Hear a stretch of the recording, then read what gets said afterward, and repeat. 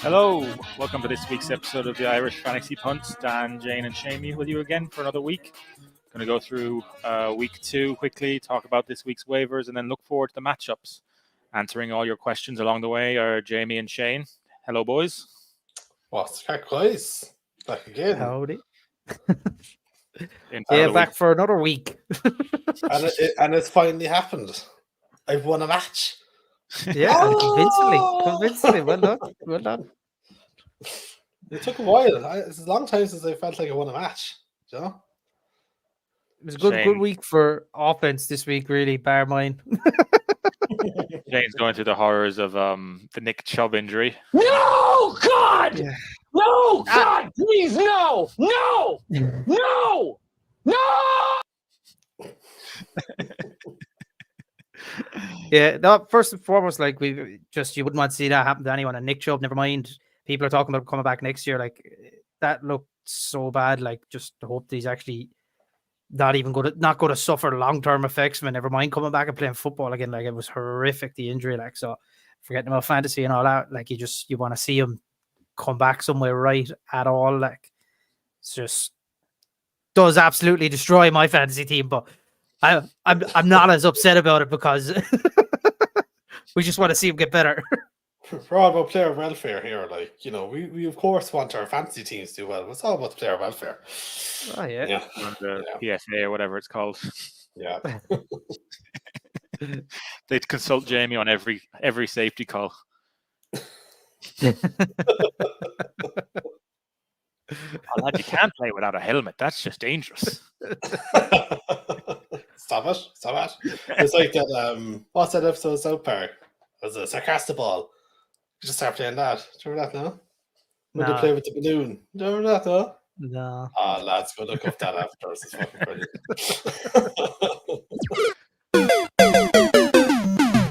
Because people who don't listen to this and they're going to be like, yes, that was hilarious. You know, watch it up later on, lads. We won't waste our time here, but you know, it's so funny.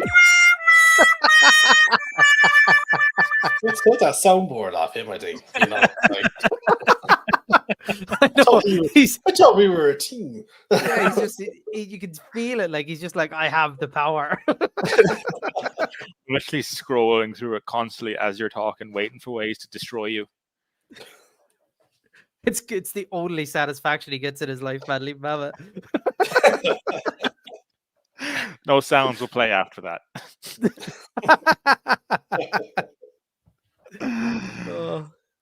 Yeah. Well, we may as well get on with the show and hit this week's waiver. Well, no, we'll do a week 2 review first. That's how we'll start this off.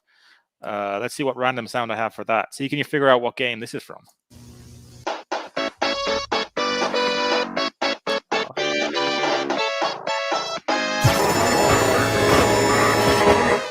Jesus Kind of lost it there at the end.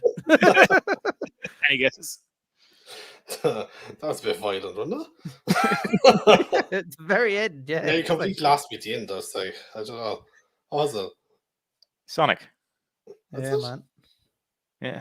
Sonic 2, man. Often Sonic dies. I actually found the music for when he's drowning, but it was far too aggressive. Oh, jeez. This has been a very aggressive start to this podcast, you know. Anyway, week 2 recap.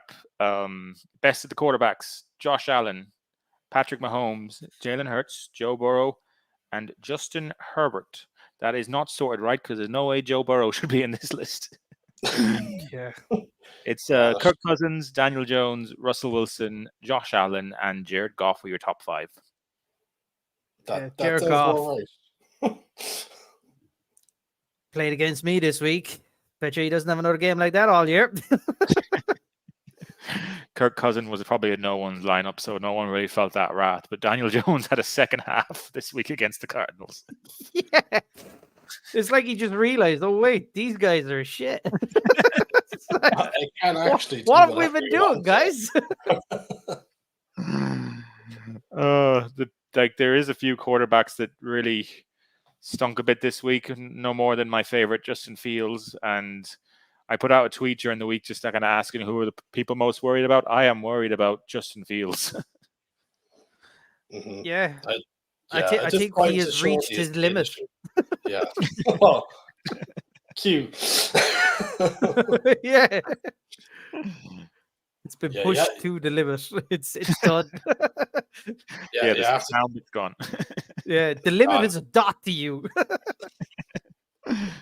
Yeah, you have to think at this point it's just a skill issue. He's just not very good, is he? You know. I think they're No. not doing designed runs either. Is half the issue. If he's not running as much, it doesn't help you. Yeah, it like that was a massive thing that I can't remember where I saw that brought up, and then like I started to like go back through the highlights of the two Bears games, and I was like looking at all of his offensive plays. I was like, anytime he went to take off, it was like a broken play. I was like, why aren't they like doing what Buffalo do with Josh Allen, or why aren't they doing what the Ravens do with Lamar, or the Eagles done with Jalen Hurts? Like, have those plays where they're designed fake something going one way, RPO or something, and leave the quarterback go. Like, don't just always be like, if it doesn't work, Justin, just run.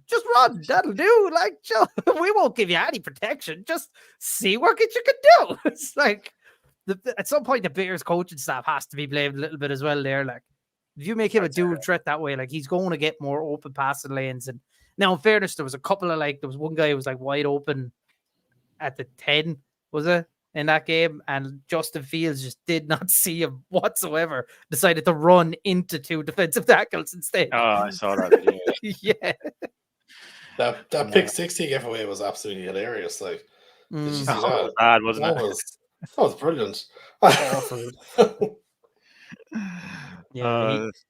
Best he running can't backs pass. of the week: Brian Robinson, DeAndre Swift, Raheem Mostert having a good game against the Patriots, Kyron Williams, and Saquon Barkley rounds off the top 5. No one's to hop in there anywhere. Kyron Williams, I suppose, shock. Rams used the run back effectively for the first time since Cam Todd Akers. Gurley. Swift got his touches because Gainwell was out. That's going to be an interesting one coming into week 3. Does Swift keep up the production if Gainwell comes back? Does Gainwell see an even share of the ball after the first week he had? It'll be interesting to see. And Washington, finally, another team who learned how to use a running back. They just realized, oh, we have a guy who carries the ball in the team. We should see what he does. Give him the ball. It's like, and he's not bad. Let's just give him the ball. Mostert, no real shock. Mostert throws up one of those games at least once a year, doesn't he? Yeah, until he gets injured in week 2. Yeah, he's so fast, though, man. Mostert is actually ridiculously fast. I just keep forgetting how fast he actually is. Like, then you just see, the flashes of speed is just ridiculous. It'll be interesting to see when he inevitably gets injured. Will they let A-Chain have the backfield? But there won't be anyone else left. What's his name? Ahmed is I think he's injured now as well. So they're already running low on running backs. It'll be, if much more running backs start getting injured, the free agents running backs are just going to get absolutely tapped real early this year. Yeah, Leonard Fournette and Kareem Hunt must be really enjoying the phone call right now. Yeah, I'd say so. I'd say there's a few panicking GMs starting to ring. Let's move on then. We'll go to our wide receiver big boys of the week, unless there's any running backs you want to talk about that you're worried about. No. Jamal Williams sucked pretty bad for the starting running back of the Saints. I'll say that much. That's I know he left the game, but that's 2 weeks of he got a lot of touches in the first game and didn't do anything with him. In the second game, went out injured. So see if he comes back or not, but I'd be worried. And I am an owner of him, and I would be worried about him. Josh Jacobs also had negative rushing yards on the day. Yeah, I think that was awful, actually. If we couldn't laugh, we'd cry. Keenan Allen is the number 1 wide receiver, followed by Mike Evans with 26 points, T. Higgins, Nico Collins, Jamie Shout, and Puka Nacua then rounds off the top 5. Yeah, Nico Collins was the interesting one because in a weird way, I was lucky because Aaron Jones got injured, so I just picked him up off free agency, and then bang, he explodes. And I was like, oh, brilliant. But he has that volume upside. He has that volume all year. So he could really. Now, look, he's a Texan. Do you really trust him to do that every week? No. But like, he surely get a good solid 10, 12 points most weeks. Puka Nacua is surely like. He's a new Cooper Cup, really, isn't he? Like, In Cooper Cup returns, but I think even when Cooper until Cup he returns, yeah.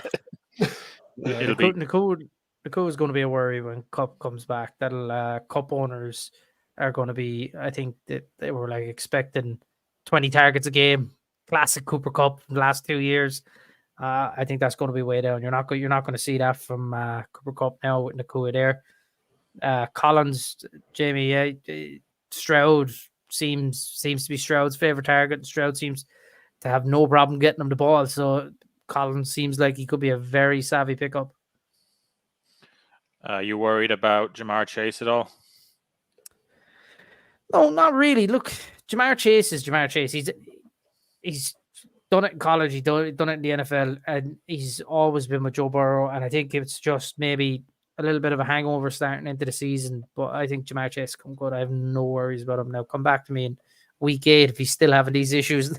I'll see if I'm still singing that tune. But for now, absolutely no worries. You drafted him as in any redraft league is probably 1, 2, or 3, and you drafted him there for a reason because by the end of the year he's going to be a top 5 guy. Yeah, it looks like Burrow's carrying something. He just doesn't look right.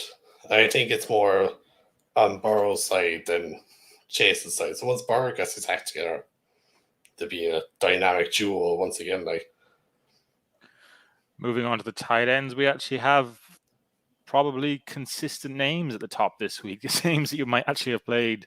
TJ Hawkinson with a big game on Thursday night. Hunter Henry coming in too. Mark Andrews, Darren Waller, and Travis Kelce. They're actual names you would expect to see at the top of the tight end board. yeah, for once, yeah.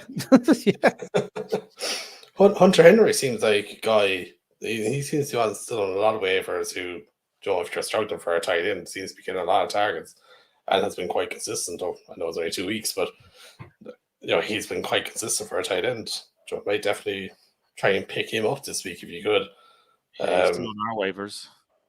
Because I'd imagine those 5 guys we just mentioned will be the 5 guys we talk about most weeks as being the top 5 tight ends. Yeah, there could be a rush to get him on our waivers this week. I have Darren Waller, but I might try and add Hunter Henry just for a bit of a trade capital. Or will I? Oh, you won't get him anyway. Fryermuth is on the road. Unless he gets picked up before me, he's not seeing any. We can do your kicker segments now. Kicker of the week. Who the hell is this guy? Aubrey. Kicker of the week. Dallas Brandon Cowboys Aubrey. kicker. He is a 28-year-old rookie that came in with the Cowboys. He didn't 28. play college football. He didn't play Pee-wee football. He played soccer. The Cowboys were like, that guy can kick a ball. He was very good. Like, yeah, solid. He was fast. Solid. So, I have to go through these kicker top 5s. Is it really necessary? Can we just say him and move on? Yeah, well, Moody as well. Moody, the 49ers kicker, he drilled a 57-yarder this week as well for the 49ers, and he's had 2 really good weeks now. Like that, he had a 20. What was it? A 14-point week and a 14-point week. He's back-to-back 14-point weeks. So, like, if he is still on waivers in your leagues, because he's only rostered by 28% of people in Sleeper. So, if he's on waivers and you need a kicker, go pick up Moody or go pick up Aubrey. Aubrey's only on 4% of teams in Sleeper. So, like, he should be there. He should be available. If you play kickers in your league, go pick him up. 2 solid guys. I have no opinion on that matter. Defenses. Pittsburgh Steelers won Jamie a game. I think you'd already won the game anyway, Jamie, but they I won it, Yeah. yeah. But they'll Didn't never need do those that again 29 now, points. anyway. Oh, they will, man. The Steelers' defense looks really good. It's just you can't judge them on the week 1 performance against 49ers. Like, come on, fight out. That offense is absolutely sick. No, but not honestly. Like, yeah, like, but they put up another fantastic performance. I think they've a couple of all right games as well. The Vegas, the Texans, Ravens. You know, well, I suppose the Rams aren't that easy anymore. But you had a good half a season there of those boys that you don't need to be doing your just swapping out defenses. Yeah, Tampa Bay another. Buccaneers. I would even like the Cowboys. They're going to be on everyone's roster after the week they had the week before. Yeah, they're gone. You can get the Seahawks. They got 15. They have a nice matchup this week as well. I'll get it up for you because I was looking at them earlier. They have a match against Carolina against Bryce Young, the rookie. So that could be another good shout for the Seahawks there. They came in 4th, and then the Bills came in 5th. I think my defense I'd be looking at if you're in need of a defense, the one I'd be saying to go get, which is on most waivers by the looks of it, as well as the Kansas City Chiefs. They've looked solid over the last 2 weeks. Didn't have a great first week against Detroit, big offense, but they kept Jacksonville very quiet for a team that were unreal week 1 offensively. And their next 3 games are the Bears, Justin Fields, he can't throw a ball. Zach Wilson for the Jets, awful. Kirk Cousins, Minnesota Vikings, awful. Denver, Russell Wilson, he's played good this weekend, but I'd like to see it again. And then week 7, they come up against Chargers, and they do have a really good offense. So until like week 7, you might need to swap them out. I guess they have some solid matchups coming. Throwing shade on Kirk Cousins after Kirk Cousins put in a QB1 performance. Yeah, he's Kirk Cousins, man. He's not consistent. That's the problem. His own wide receivers were asked, or Justin Jefferson alone, I think it was asked, who are the best quarterbacks in the league. He didn't even mention Justin Jefferson, or he didn't even mention Kirk Cousins. That moves us nicely on to next week's waivers then. So let's try and get some sort of noise for the waivers.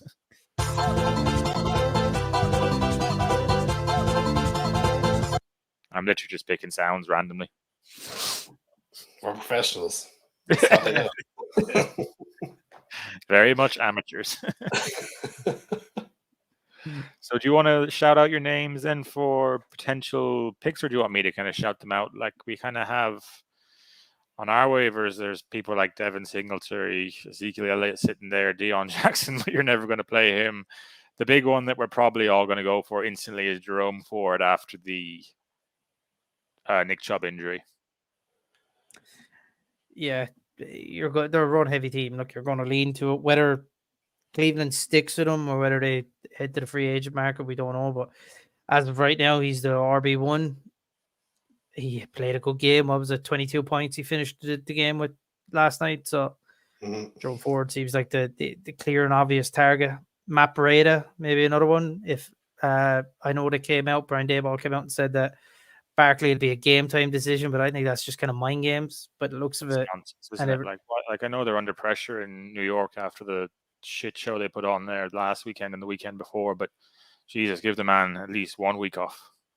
Yeah, I can't see Saquon playing. So Matt Breida maybe pick up for this week. Another one. Yeah.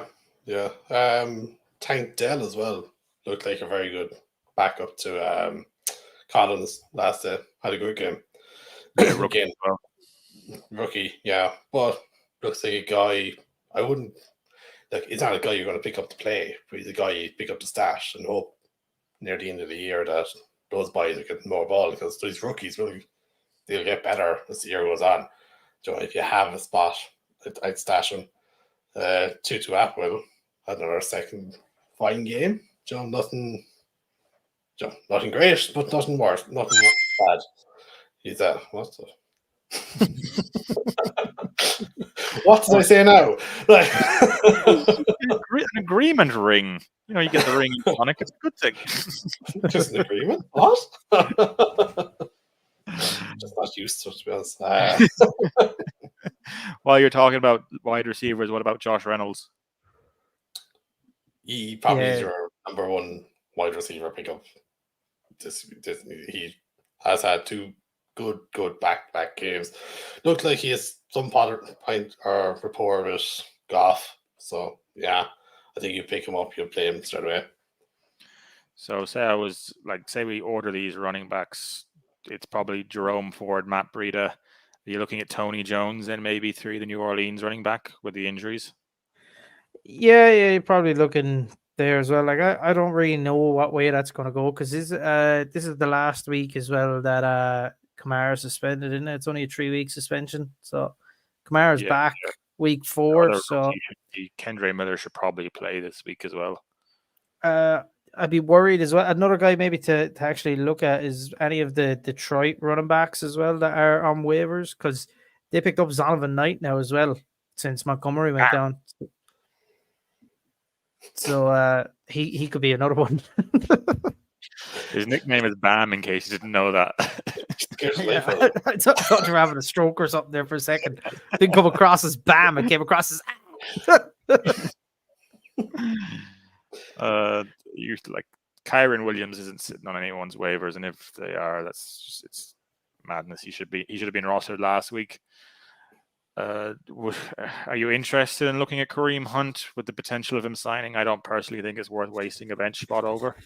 Yeah, no, not right now. Like I'd wait. Like, look, Kareem Hunt to me he's in that situation that like if he signs with someone, it's probably going to be a week before he plays anyway. He might get some touches, be on a snap count or something, very limited plays, but he's kind of in that situation where the news is going to come true and you're the first one to the league to pick him up, gets him. Do you know, I don't think he's worth wasting a bench spot on. Like, you could have him there for 6 weeks and him not sign either. Like, you know, he mightn't sign at all for anyone this year. Just wasting a spot. And then the minute you drop him, he'll sign. Who did that? That happened to someone in our league a couple of years ago, didn't it? They dropped someone, had him on their bench for like 6 weeks, and then dropped him, and he signed the following week. It was awful. Probably Odell. Oh, yeah, it could have actually been Odell. Actually, I think it might have been Odell, or was it Anthony Brown? Actually, it might have been Anthony Brown. Jamie, so put the wide receivers into order for me out of Josh Reynolds, Nico Collins.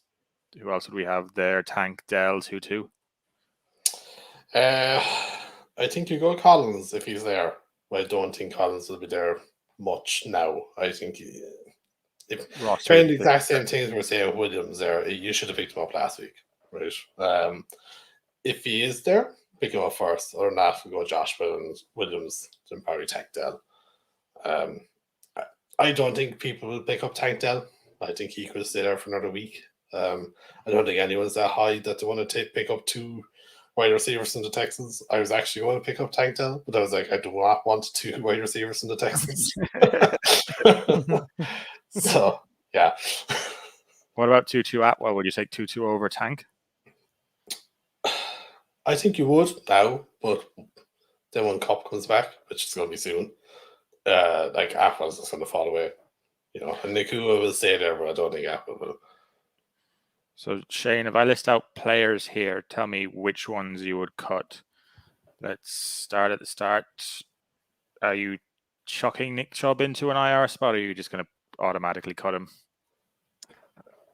It depends. Look, if it's a redraft league and you're completely there's no keepers, there's no nothing, then you just cut him. He's not coming back this year. Like, there's no way he could. Look, I'd be worried for Nick Chubb to even be back next year. Like, that looked horrific, and it's the same knee he had a problem with in college that he had a real bad injury with. So we just want Nick Chubb to get better, man. Not even care about him playing football again. Like, if you're not in a redraft or a keeper, you just drop him now. There's no point keeping him. All right, quick fire on these ones then. Joshua Kelly, cut or keep?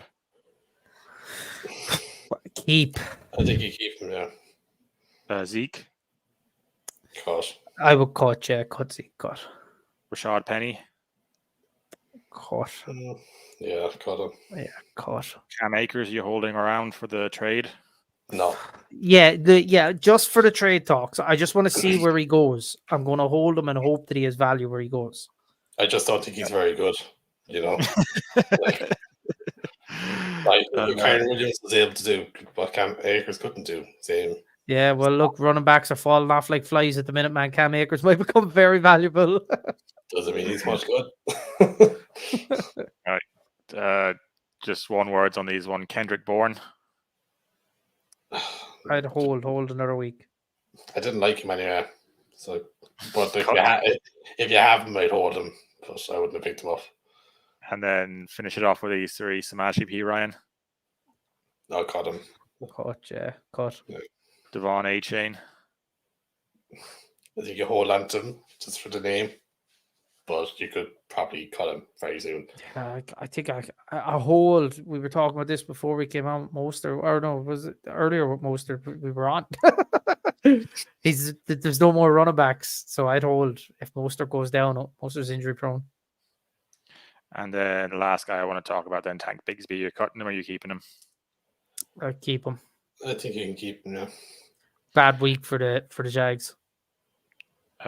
Question in trade offer just received. I trade Jalen Hurts and James Conner. I received Justin Herbert and Mark Andrews and a half PPR. So he's the running backs here as well. We'll get these up. So he has Bijan Mostert and Zach Moss. Are you willing to lose Conner if you have those three? So Jalen Hurts, James Conner to receive Justin Herbert and Mark Andrews. And then you have Bijan. I feel like you're almost going down on quarterback there, going from Jalen Hurts to Justin Herbert. You are, but you're moving up dramatically in getting Mark Andrews over James Conner. Like Mark Andrews for me is consistent points every week. He's Lamar's favorite target. James Conner for me is in a bad offense, had a great weekend, but how many times this season is he going to replicate that? Like I think you could even look for more. Playing off of the back of what James Conner did this weekend, and I would class Justin or Jalen Hurts in a tier above Herbert. So I would say I need more. I think you could get a little bit more than just Herbert and Andrews. So yeah, I'd agree. I'd look for something else, but I'd do the trade at the same time. Yeah, I think Hurts has that way more of an upside than Herbert has. Herbert has a good offense, but I think you're right. I think you get more. I wouldn't take it as it is, but I think if you kind of got someone else who I don't know, but I think then you probably look at it, but I wouldn't take it as it is. I'd be slightly worried about that running back core as well, left with Bijan Mostert and Zach Moss. I think Zach Moss would be a good guy to try and get rid of now, while he's really on the up. I'd hold Zach Moss. It's just Mostert's injury profile that scares me there. If he's gone. Yeah, that's the one that scares me is Mostert as well. Yeah, just the injury, but not really. It is a tough one though, because like to get up to Mark Andrews would be nice, but at the same time you don't want to cripple your kind of depth at running back and then be completely lost if you lose Mostert. Because he normally goes around week 4, doesn't he? Yeah, usually around that week 4, week 5, yeah. Mostert time. If it's not you got to make the Mostert of them while you have them.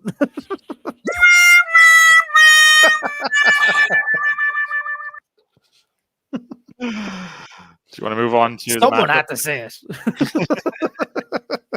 I like it, dude. Yeah. All right, let's move on. Avengers!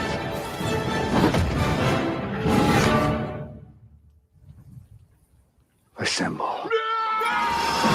We need to work a better one for the matchups. We need to figure out a better tune for that. New York Giants at San Francisco. So Daniel Jones versus Brock Purdy. Glamour. Are you playing either? Juicy. Probably not. No. Probably not. If you want to stream Purdy, you probably stream Purdy. I don't think I would. He's not much of a fantasy quarterback. He kind of does. He does it grand. Yeah. He's not flashy like. Yeah, that's fair enough. He didn't have a. I'm only looking at his stat line from. I watched the game, but I didn't really think he played bad. But when you actually look at his stat line, it wasn't amazing against the 49ers. No, but he just does what Brock Purdy does. Joe keeps it simple.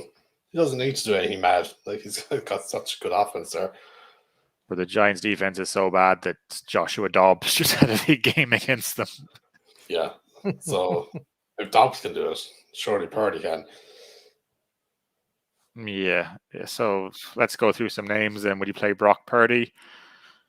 We don't know whether Richardson's going to play for the Colts, so that would be Gardner Minshew. I don't think anyone would have interest in that. No. Tennessee. No. Would you play? Say you drafted Deshaun Watson.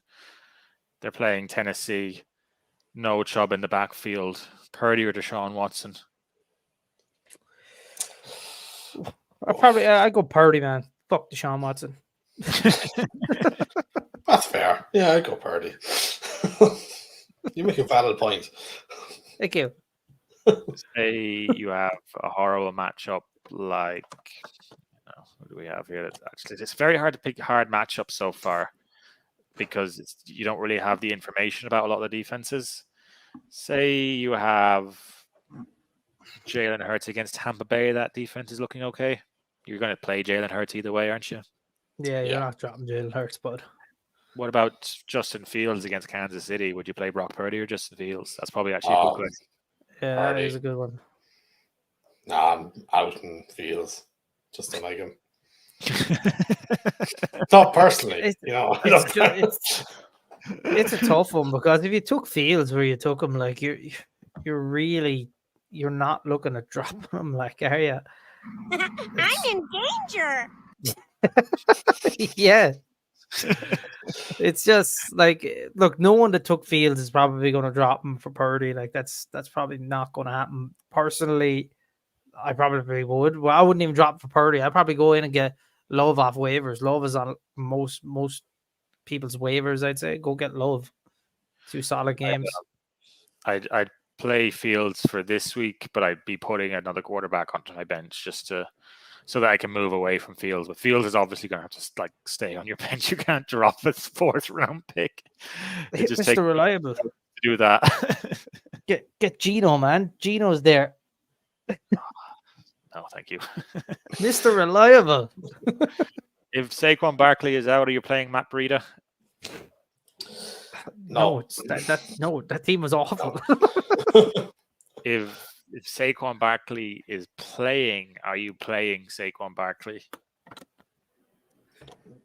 Yeah. Yeah, you probably are. Yeah, he's 1st round pick. Like, you're going to play him. It's probably not going to work out very well for you, but you have to have some stones to play him, though. If he's just had that injury. Yeah, I don't think he'll be there. So I think they're kind of lying to us a small bit. But yeah, like, reassess this on Thursday. Yeah. Yeah. We'll just nicely decline to answer this question. The truth of the matter is you just have to wait and see on his injury. That's all you can do. But if he is fit, you're probably playing him. Christian McCaffrey, we don't need to talk about it. Just move on from that. Just drop him, yeah. Just drop him, yeah. Do, please. I'll pick him up. Debo and Ayuk are straight in. We don't really need to discuss them either. I don't need to mention any names on the Giants. No, hey, Waller had a good week, man. You play Waller, definitely play Waller. Yeah, you're playing Waller at the tight end position. George Kittle at the tight end position is a bit more of a question mark, though. Would you be looking to move to Hunter Henry if he's available? Off of a Kittle, I don't think I'm moving because Kittle has that upside of just he'll have those games where he's going to get you serious points.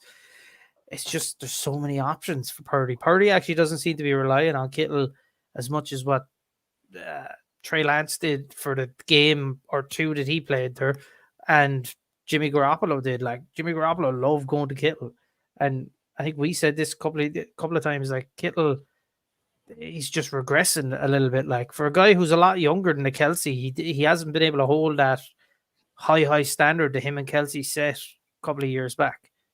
you want to hear Kittle's stat lines? 6 targets, 3 receptions for 19 yards, and 3 targets for 3 receptions and 30 yards.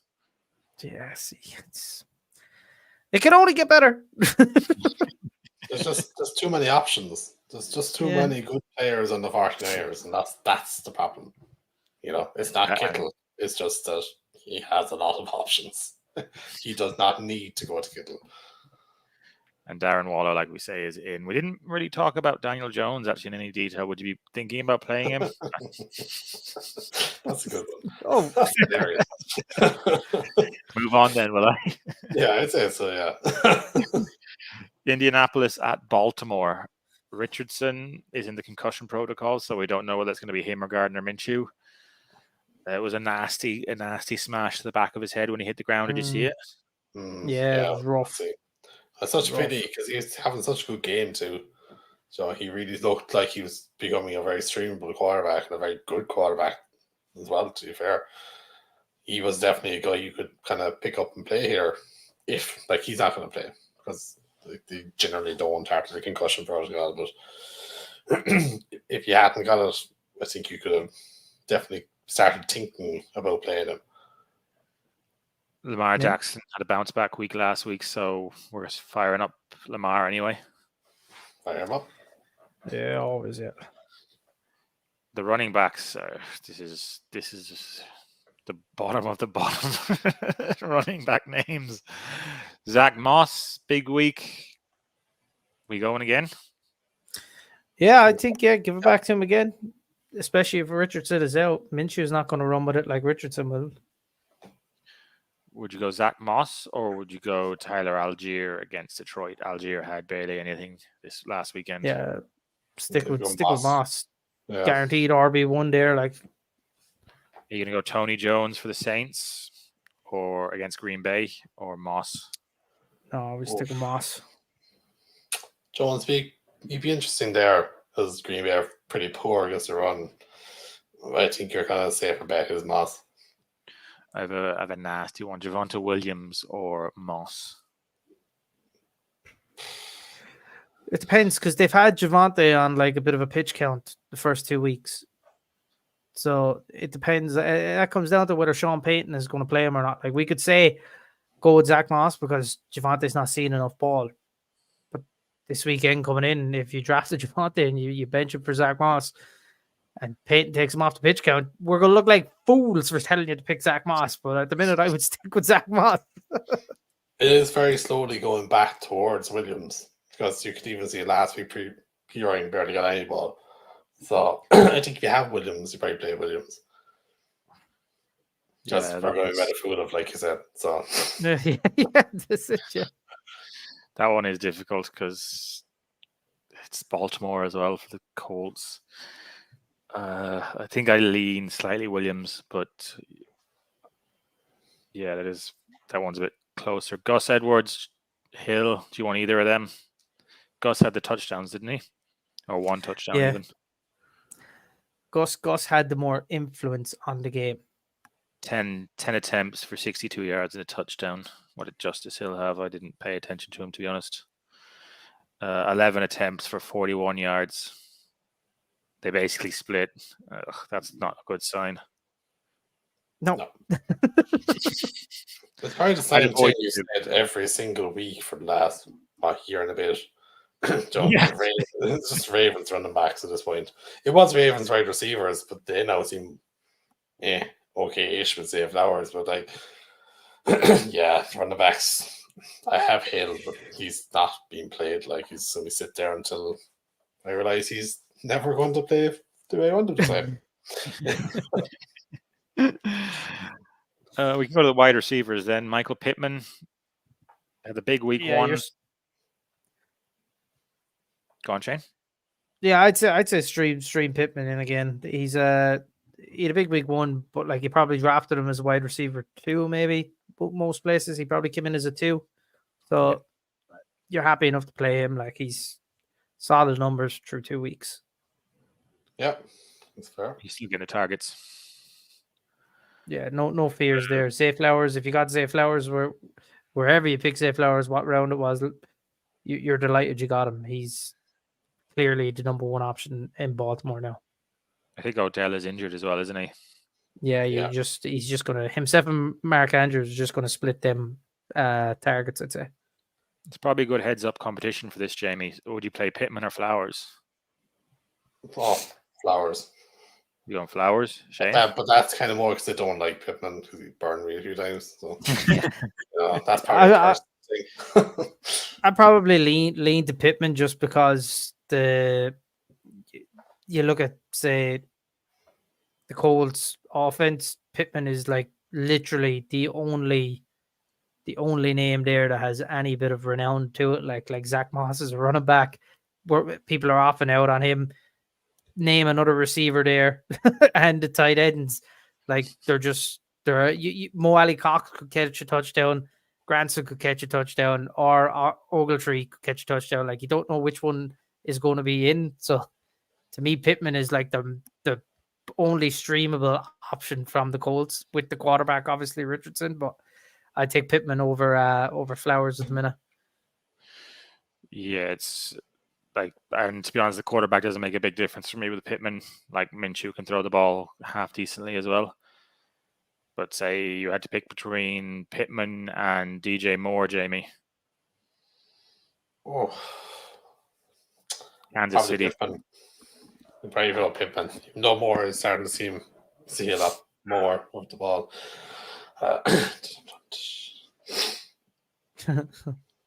Shane? No, I was laughing at his pun.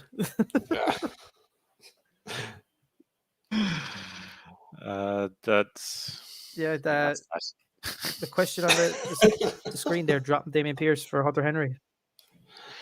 dropping Damian Pierce for Hunter Henry. Do we see the upside? I have Tyler Higbee right now at tight end. I definitely go and get Hunter Henry. If Tyler Higbee is your tight end, I'd move on from Higbee altogether. Don't know about dropping Damian Pierce though. No, It's not being great, but you don't drop him in there. It seems a bit premature to me to be dropping Pierce. He's a lot of upside, like. yeah, it's just the annoyance of the Texans in general. But I think with Damian Pierce, there has been a lot of kind of worry about him after the first 2 weeks because he's not been good. Like, what he had 38 yards week 1, 31 yards week 2. If you pay the fourth, it feels pretty bad. He's got to improve. Like, he was a beast last year. Like, he's not just gonna regress that much. Like, they have to just. There has to be a place where he comes good. Like, he's too talented. I think I'd move him to my bench and just kind of wait and see until I fix it. I wouldn't be dropping him though. No. Yeah, like, if you're talking about dropping him, you must have serious depth at running back. Like, so you should have no issue dropping him to the bench, because I can't see how you wouldn't have a worse running back on your team than Damian Pierce to drop for Hunter Henry. Yeah, cut Tyler Higbee for Hunter Henry. Yeah. What's our next question there? Should I trade Puka, Rashad White, and London, DJ Moore, Flowers for Derrick Henry? It's a lot to give up. An awful lot, yeah. So one of London, DJ Moore, Flowers with Puka and Rashad White for Henry. I'm trying to keep Puka. That's for That's sure. an awful lot, yeah. If I could do Rashad White and London for Henry, I'd do that straight away, because like, you need to get London off your team now. He had a big week. He's not having weeks like that, any sort of regular like occurrences, and you won't be able to pick the weeks that he does have a decent week. Yeah, and Rashad White, he didn't have a great week 1. He was decent this week, I suppose, and DJ Moore as well. DJ Moore started well this week, but Justin Fields is throwing on the ball as well, as we've seen. He's not exactly capable. So if they're maybe try the Rashad White, London, and DJ Moore, keep Puka. Yeah, you're trading a lot of crap there as well, though, for Derrick Henry, aren't you? Yeah, you're probably not going to get him with that, but like if they don't, then you're willing to leave Flowers go anyway. Maybe just take out DJ Moore and add the name value of Flowers with the name value of London and White. What do you think, Jamie? Yeah, I think it's giving up way too much anyway. Like, you're not going to get rid of Puka now. Why would you do that? That's just madness. Like, for whatever you got him for, like, he's over and beyond exceeding what you want. Rashad White, I think, will come good eventually. Like, I don't think he's that bad. I think if you hold on to him, you might get a bit more for him in a couple of weeks' time. You could try White and Moore for Henry, but like I don't think you're going to get that either. Like I think as you say, it's a whole pile of crap, really, and like Yeah, like maybe if you tried to overwhelm him with Rashad White, London, Flowers, you might have a chance. Either way, I want to get London in this trade just to get him off of my roster and get something. Should I pick up Moss or Ford on waiver wire? Number 1 waiver wire pick. Ford is your number 1 pick. Yeah. Ford has like all season value. Moss, I suppose Moss is going to be the starter there probably for the whole season as well. Like we don't know what Jonathan Taylor is going to happen there. I don't think he's going to play for the Colts again. I think he might get traded, but the Browns are probably going to start working out some free agents, but I think I still lean Ford there. What about you two? No, lean towards Ford. Like we talked about how we reckon the Browns are probably going to look towards free agency a little bit, but Ford at the minute he has very little competition for that spot. And he had played a brilliant game at the weekend. Looks very fantasy relevant for season. Yeah, I think you keep an eye on news, because it depends on who the Browns are going to pick up. For the time being, 100% Ford all day, every day. But I don't think he's going to keep that job for 4 or 5 weeks. I think you have him short term. But then, I don't think you bank on Moss either for the year. So I think Ford, yeah. So if you coming from Duffy again, if you want to keep Puka, which running back would you target with White, London, Moore, and Flowers? Some combination of the 4. I'd probably go and look at Josh Jacobs, see if that owner's freaking out. Yeah, it's not a bad shout actually. Yeah. Go towards that. I wouldn't like. Yeah, I'd be looking like if you're going to give up that much, I'd be looking for more of a bell cow back anyway. See if I can get someone who's in a backfield kind of by himself, the way Josh Jacobs is or Derrick Henry is. But I think you're probably not going to get Henry unless you include Puka, and then you're giving up a lot with Puka if he keeps playing the way he's playing. That's the problem. I have a question for you. Would you trade Flowers for Kyron Williams? Jamie sighed instantly.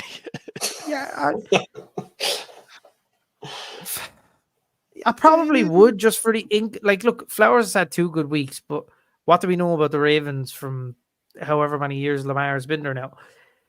The wide receivers usually don't do well in Baltimore for the simple reason they don't throw the ball a whole lot.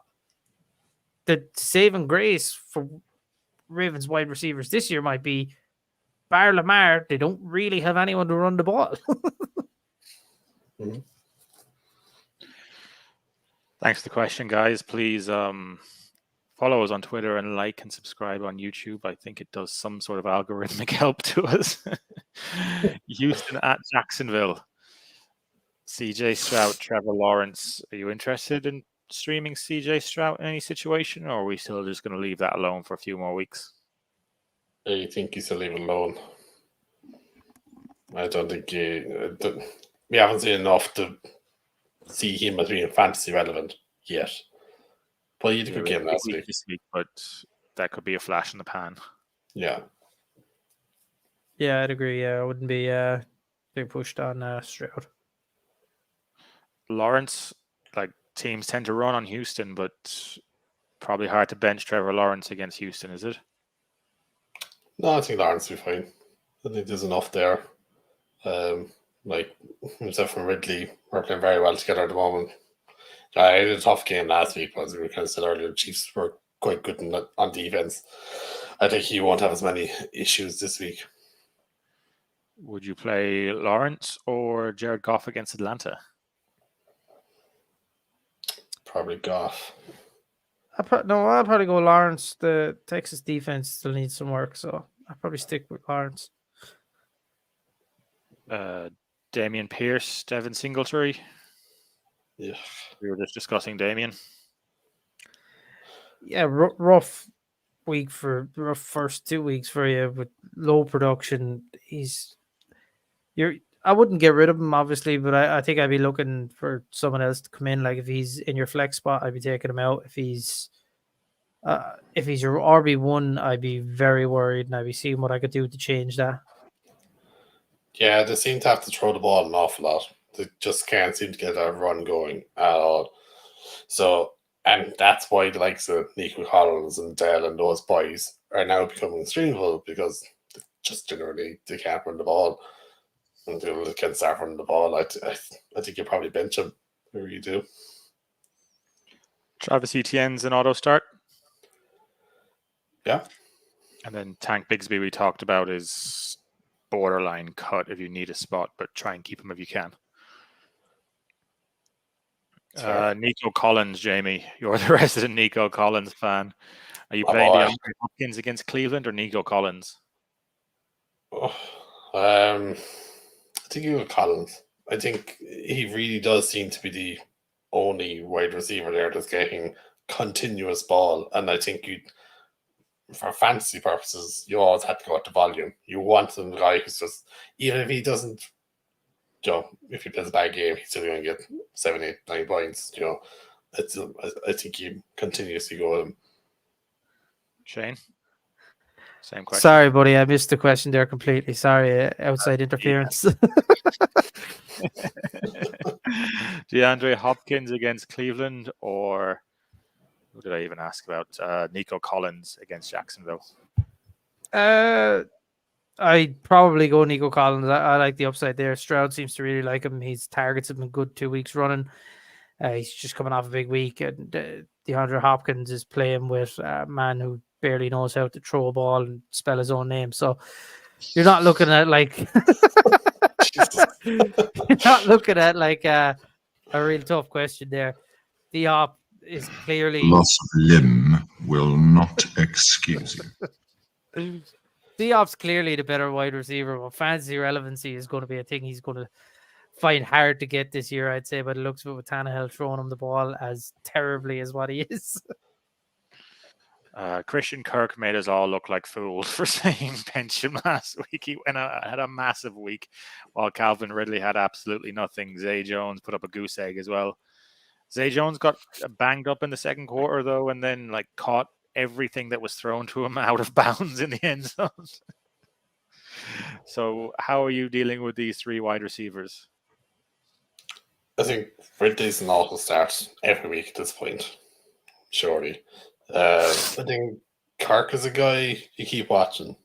I don't think you drop him. I think you keep on your bench for a while. I do think he's a guy you could go get, potentially, if you need a wide receiver, because I think he will get better. But at the moment, I don't. You still have that doubt, but I think he should pray in that doubt. If you need a wide receiver, go get him. We have a few questions in the chat. I'm going to come back to them after we finish this matchup, guys. So, Shane, how are you looking at these three wide receivers? Are you playing Christian Kirk at this stage?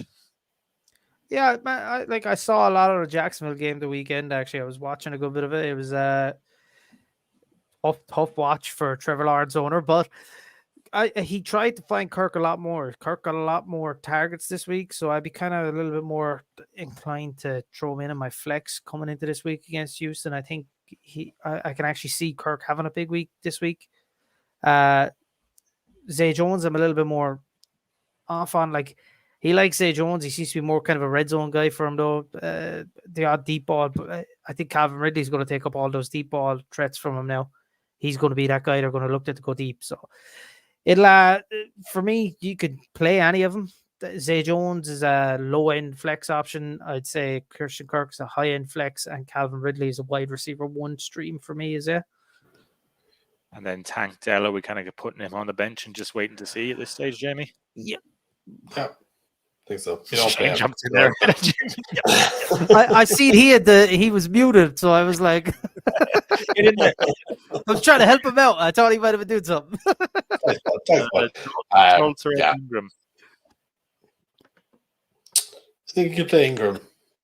I'm not so sure about Schultz. I don't think you play Schultz. I think there's enough. Stroud isn't that good to be having 3 to 4 different like streamable options, which is what we are kind of saying here, that he could go Collins or Dell. Or, actually, that's all we're saying really. But I think that's probably more than enough for him to be quite honest. Then running back to our questions that we had there. So this Duffy question was kind of more about what do we think on Stevenson? For remember, he was trying to trade a few of those wide receivers: Rashad White, London Moore, Flowers. Yeah, I wouldn't go as heavy in on Stevenson. Like I trade for him happily. I'd go and take him. If you're looking for a running back, I'd happily go get Stevenson. I just wouldn't give up as much as what he was talking about giving up. Like I give up Drake London and see what they say on Drake London for Stevenson straight up. Yeah, you're not getting. I don't think you'd get that through. I think you'd have to put White and London together to have a shot. Well, I'd come back with that, but I would see Drake London had a big week. Ramondre hasn't exactly hit the ground mad running, has he? No. What's he got? He had an 11-point week, 13-point week, like 2 solid weeks. Drake London had what this week? Drake London had a big week this week, didn't he? I think he had probably like 15, 16 points, but it just comes back to the Falcons. They don't really want to pass, so you're never really going to know, are you? He also asked about maybe Brees instead of Stevenson. I think Brees will be very expensive. I think so, yeah. But I would go Brees if you could, but I don't think you get him for. You probably need to put Puka in there again, and then that's way too high. Geez, Puka got some value from a waiver wire player, isn't he? I have Watson, Howell, Walker, Barkley, Montgomery, Akers, Algier, St. Brown, Higgins, Thomas, Njoku, Thomas. So Logan Thomas with a concussion, I assume. Michael Thomas is the receiver. Should I trade Higgins for Stevenson, Dotson, or Shaheed? Oh, I wouldn't trade Higgins for Stevenson and Dotson. Have the waiver wire pick 3. Barkley and Mont are out. So he's lost Barkley and Montgomery. He has Akers, so you have no one essentially there. Algier. So he has 1 running back essentially. Oh, he has Walker as well. He has 2 running backs on his roster. So Walker and Algier. Okay, so he's looking to try and add depth there with Stevenson and Dotson for Higgins. I don't know, you're losing a great player there as your wide receiver 2. To go and get but you need that depth. Like, look, Barkley will be back this year. What's the extent of Montgomery's injury? Is Montgomery done? They're kind of saying he's out, like, or what? Yeah. Minimum, we're talking 3, 4, 5 weeks. You I just feel for Higgins that way, yeah. Stevenson, though, you know,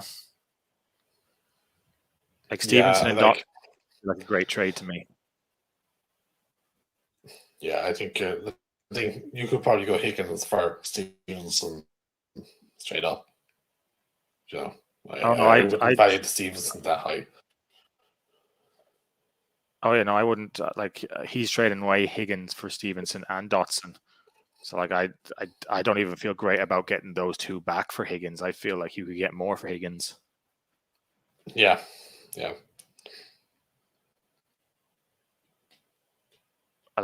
Go again. We've harped on Josh Jacobs owners already, but go to him with Higgins straight up if you want.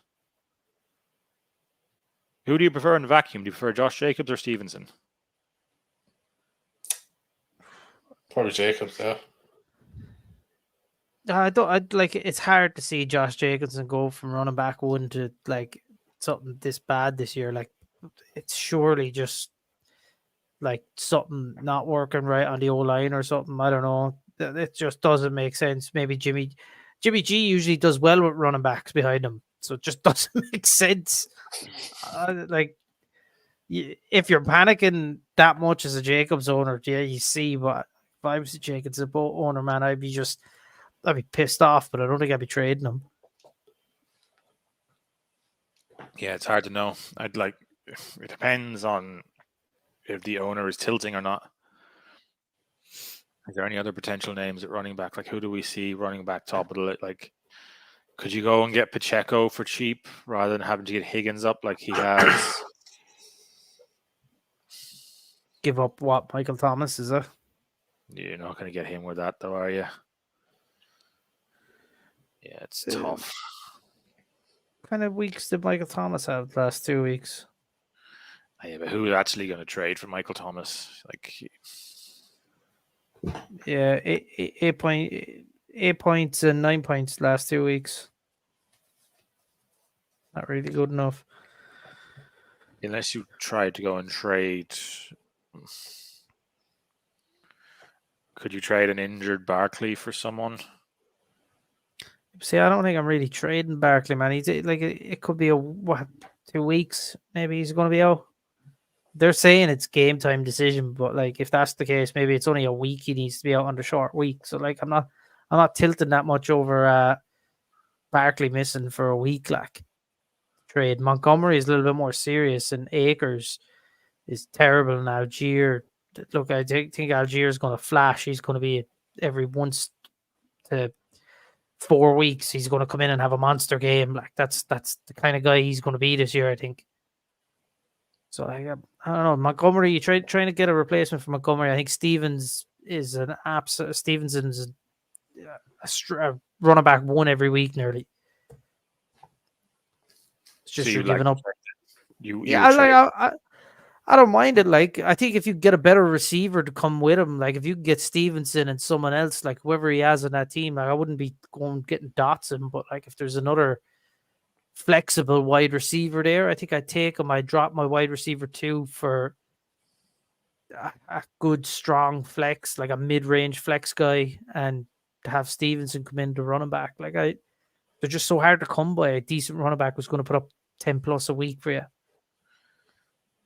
Yeah, I don't think that fixes the issue either, because like you're just giving up one of your best wide receivers for just to plug a gap in the running back. So you're going to have the same issue again, because then you're going to need to find some wide receiver to plug the gap in Higgins. I think you're not really seeing an issue. Receivers come along more easily. Like look how many guys are on the waiver wire you could probably pick up. Like, see, not that kind of value though. Yeah, but like we were just talking about the likes of Nico Collins. I think Nico Collins gets you more points every week than like other than Ford on the waiver wire for the backs at the minute. There is no running back on the market who is consistently going to get over 50% of the touches. Whereas wide receivers are never guaranteed over 50% of the targets as it is. You could be a wide receiver 1 and lay a goose egg some weeks because you're just too well covered. Like for me, the wide receivers are easier to cover. It's easier to get more cover at wide receiver than what it is to pick up a running back who's going to score you points every week. True. Is Swift the real deal? Well, what we might do here is we might tie that question in and switch to the Eagles game and just talk about this quickly. This is one of the Monday night games.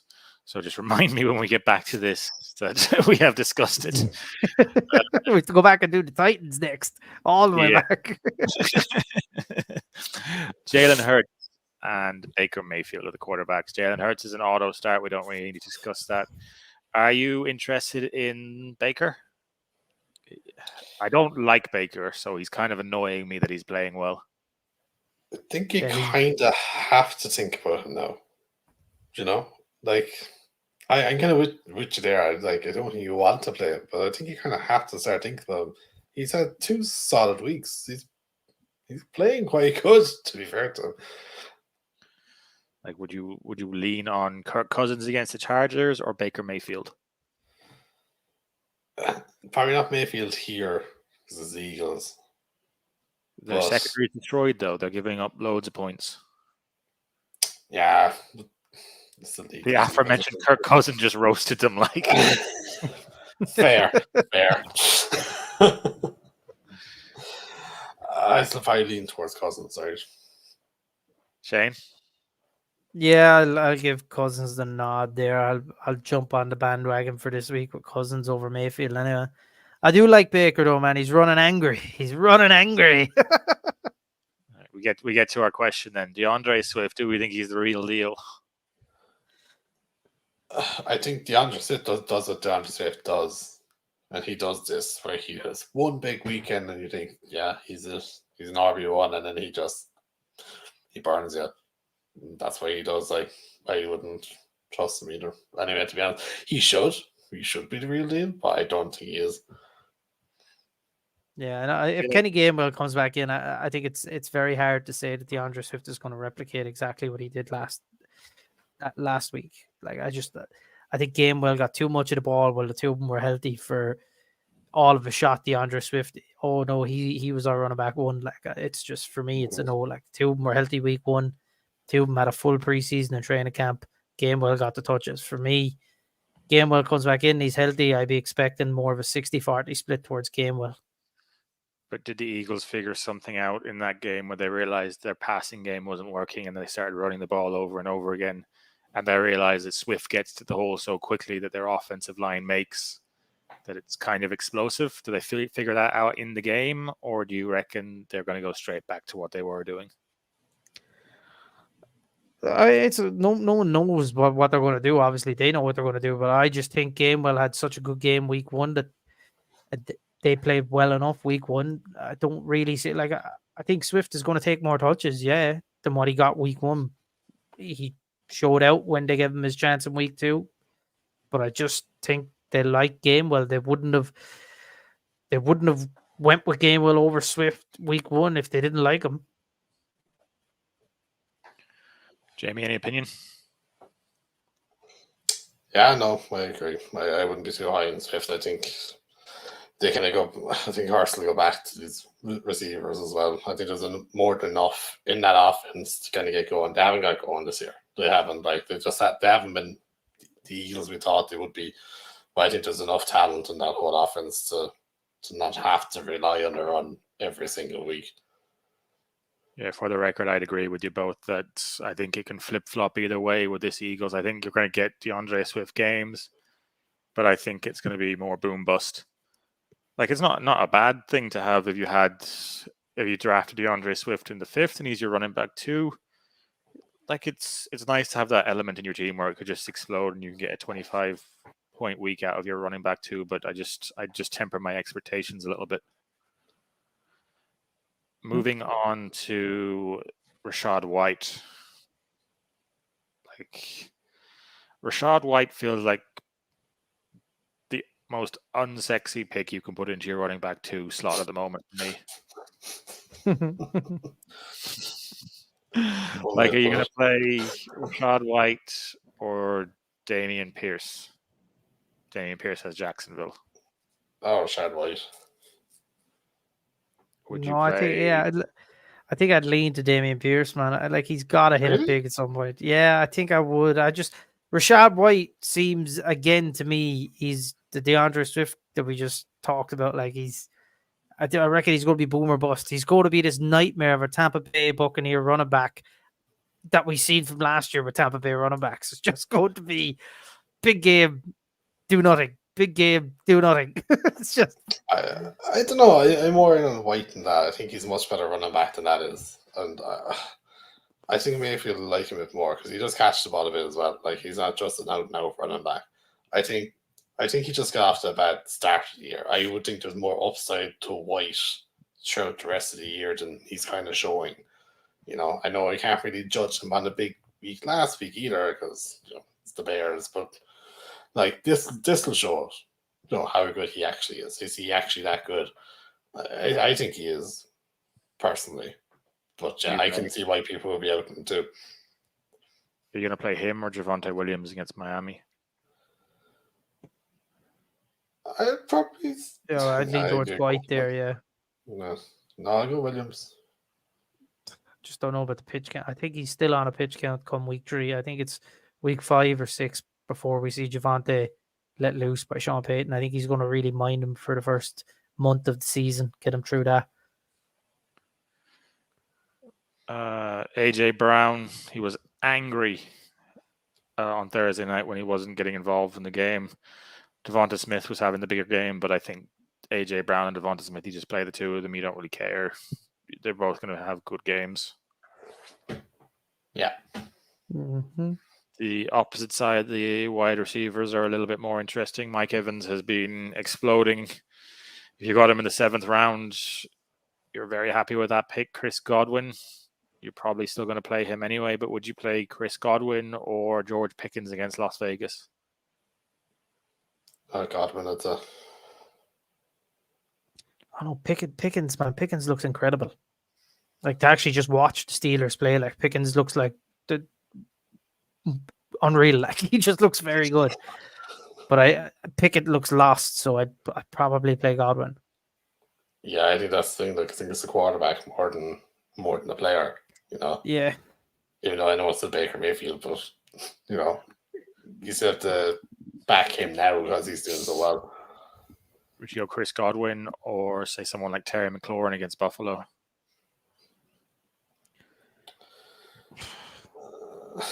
I don't really like back McLaurin. I know Shane's a bit of a fan of McLaurin. McLaurin just seems a kind of boom or bust kind of player. But then Godwin hasn't really hit the stretch. I probably would go McLaurin just for the matchup here, but yeah, I don't know. It's a tough one. Dallas Goedert's been terrible. Like, you've gotten absolutely nothing out of him. Is he going to play for you this week, or are you looking towards someone else? Stick him on the carousel. Carousel. The first reference to the carousel this week. Yeah.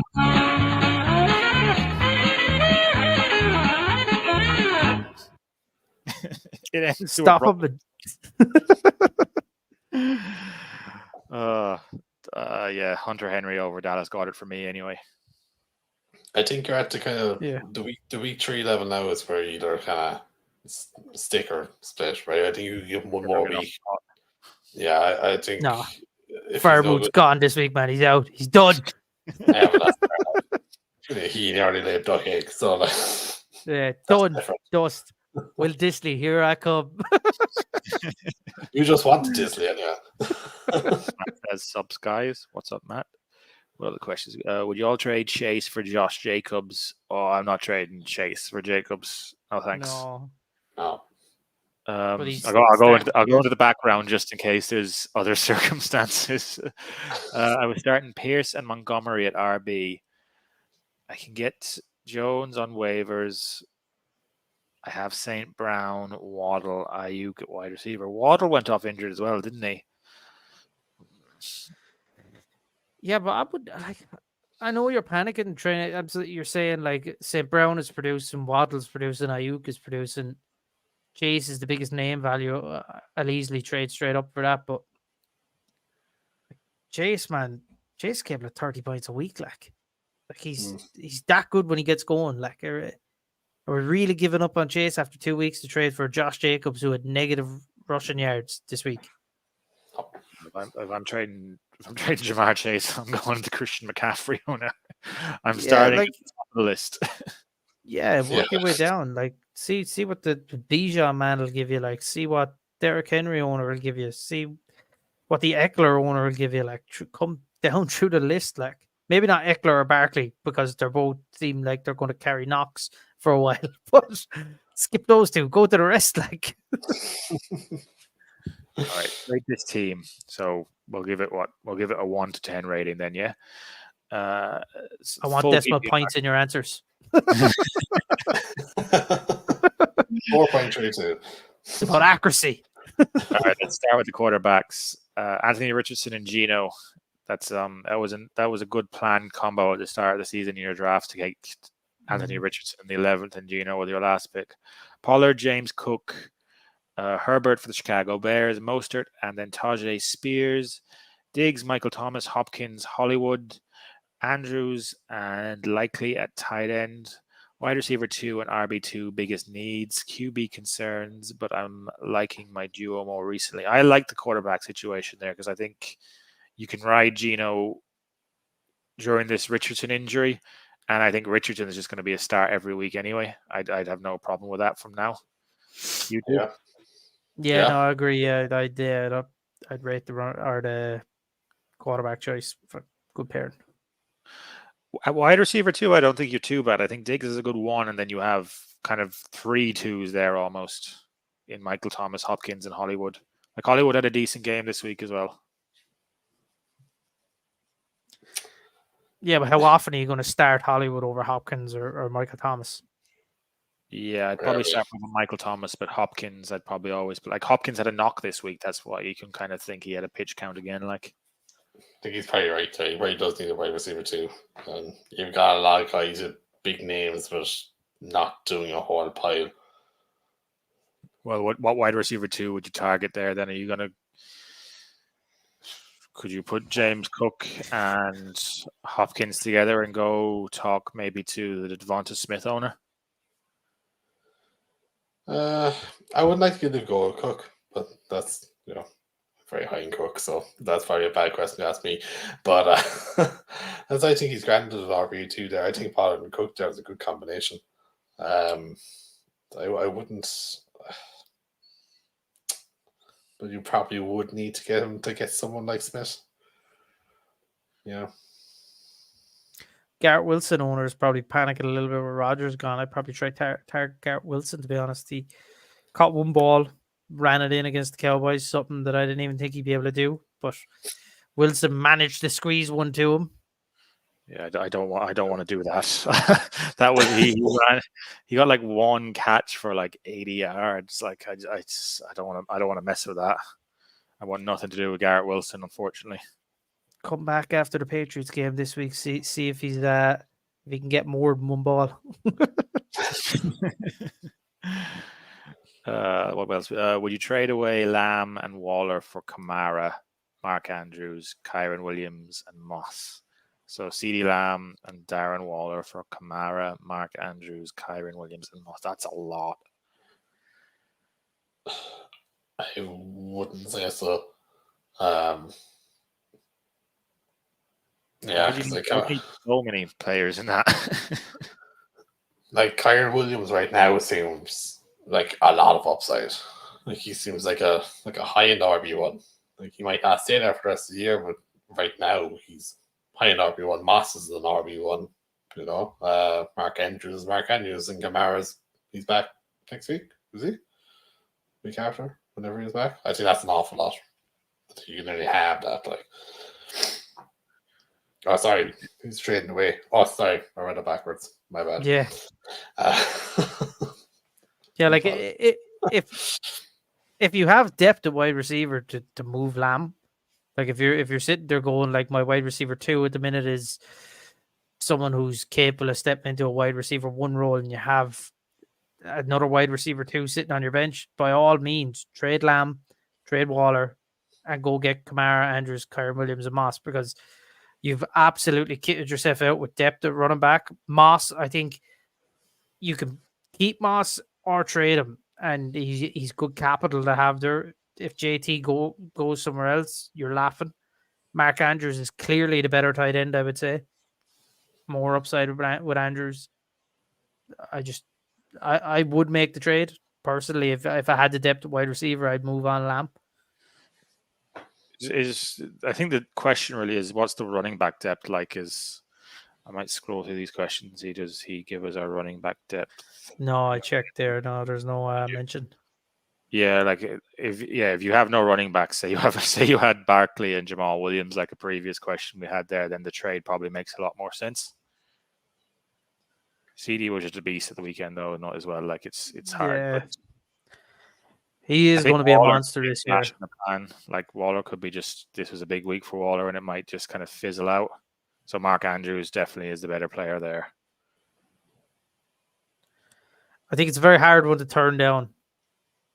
Yeah. No, I like it. I do like it.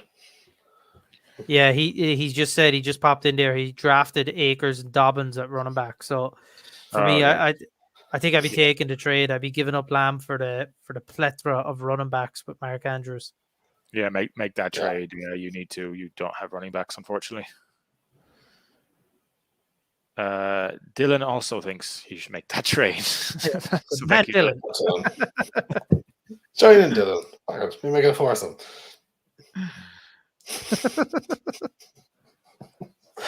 Not that You way. actually say that. I think that. Yeah, we cut that. I think I try and sell high on my depth, maybe, but would you recommend holding everybody at the moment? I think I'm not sure which one that is for. Sorry, this is for the rate his team. So this is back here. So he wants to. Sorry, get it question up again.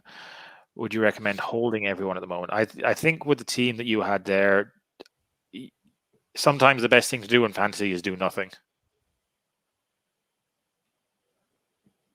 It's fair. Yeah. I don't think you need to like panic. Like I think your team's quite good. You know, there's no one there that's going to absolutely kill you every single week. But I do appreciate, John, like you do want to sell high in a lot of some of those players, like as you can say, Hollywood and Mostert. Yeah, exactly. You know, they're two boys you could definitely try to get rid of now. I would try to get rid of Mostert if you could. I guess to say you could. He's very injury prone. If you could get someone for him, 100% take him. Yeah, like would you move a Mostert then for like a McLaurin, like if you're going for a wide receiver too, like I think you could, yeah. That's not a bad trade. like because you're probably the boat has sailed on going in and getting someone like a Mike Evans now, like that's done, like. Yeah. Fair point, well made. We go back to our matchups because we still talk about Tennessee at Cleveland. Yeah, game Time. 3 of the week. We kind of hopped around a little bit, so we've done 2 other games somewhere, but like we'll keep plowing on. Ryan Tannehill, Deshaun Watson. I'm out on Deshaun Watson. I wasn't in the first place, but now I'm definitely on. I don't want to play him in any situation. We should get the Family Fortunes X when they get an answer wrong from we're not like playing anyone at that position should just be that big. I can work on it. I can do this for you now. Ah, crap! Yeah, that'll do. Yeah, close enough, yeah. Derrick Henry, Jerome Ford, fire him up. Yes, stream Fire to up this him. week, Yeah. So maybe on Ford we could take a little. Would you play Ford or are you going back with Zach Moss? No, I'm leaning on Ford. Forward. They're very run heavy. Yeah. Play Forward over the vast majority of people this week. Ford or Kyron Williams. I'll get you his matchup now whenever I find where the Rams are. The Rams are playing Cincinnati. Yeah, no, I jump on Kyron Williams there. No, I jump on Kyron Williams. He's had 2 really solid weeks. To me, that doesn't really matter who you jump on there because I reckon the 2 of them are going to have plus 15 this week. So yeah, Jerome Ford or Javonte Williams. He's my favorite running back for the week at Miami. no, Jerome Ford, man. Yeah, Ford. Yeah. And then it's like this. I have this one here: Joshua Kelly against Minnesota. If Eckler's out, but it's probably Ford still. Yeah, Ford. It's tough to go back to Kelly after that week, but I again, if I was one of the people who got Kelly, I'd have no problem with playing him. Like I think last week was a bit of an anomaly. DeAndre Hopkins, Burks had a big game. I think it was kind of deep shots he was getting more than anything. 4 targets, 3 receptions, 76 yards. Would you play him this week, or is he going back to the bench? I flex him. Look, if you have him, I'd have no problem sticking him into my flex this week, especially if Hopkins is going to be carrying that bit of an injury again. Nah, I think you bench him. I wouldn't feel comfortable playing him anyway. I'd probably be the same as Jamie there. I want to see it for another week. I don't really trust Tannehill, to be honest. Amari Cooper at home. Stick him in, boys. Get him Load him. into the lineups. Fire him up. All Load guns him a up. blazing. David Njoku, Kigakonkwo. Njoku, I'd ride, but yeah, Conco, no. Yeah. Fair enough. On to the next matchup. Atlanta at Detroit. Oh, this is going to be Fast. a quick game.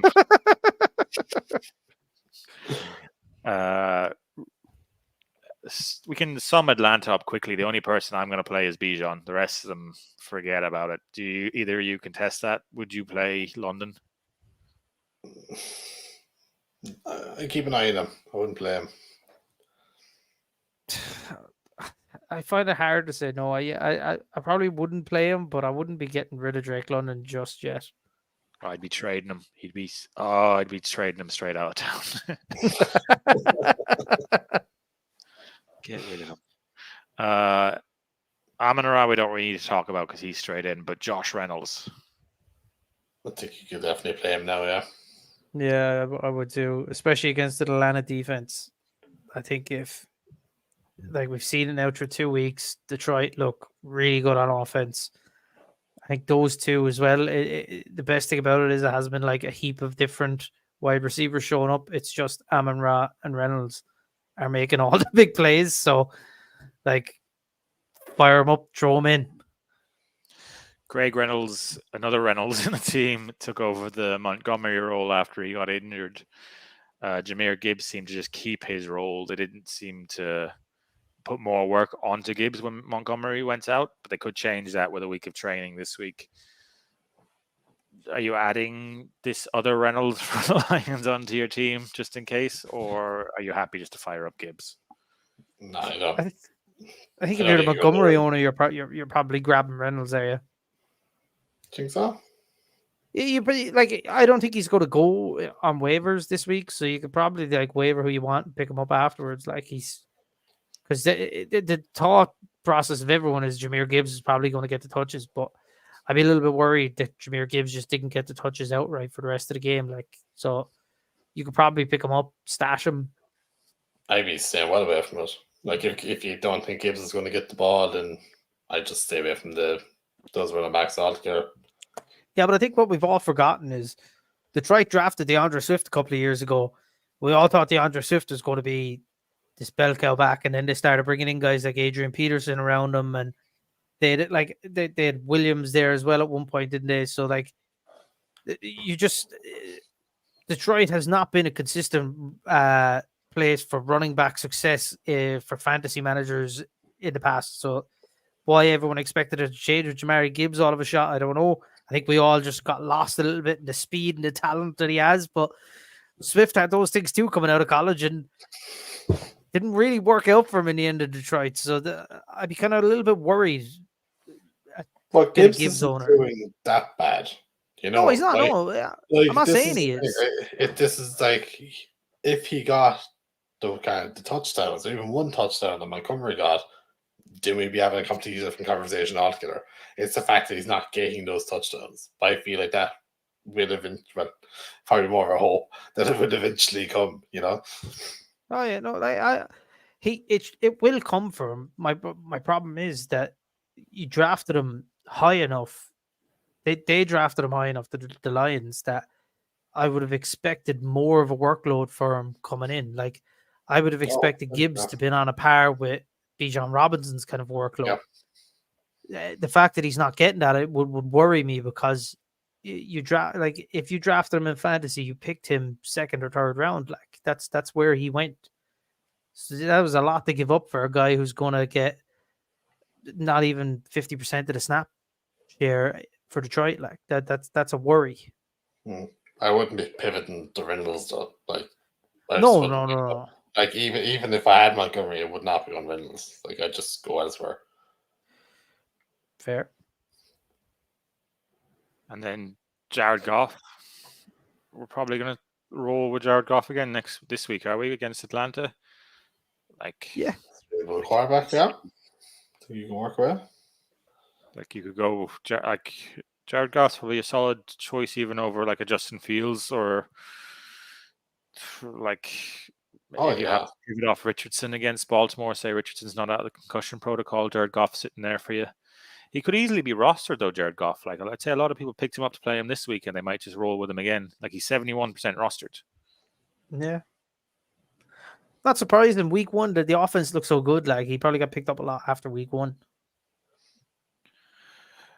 Yeah, we can like Sam Laporta there at tight end as well, but if you have him, you're probably going to play. Like tight end is basically just what you play, whichever one you have, really, isn't it? Like you kind of. I do like the Porsche though. I think there's a lot of Yeah. upside there. He looks very good. He looks like a very tidy tight end.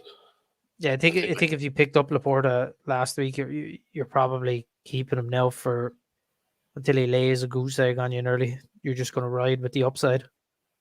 So we would almost say he's on the carousel. No.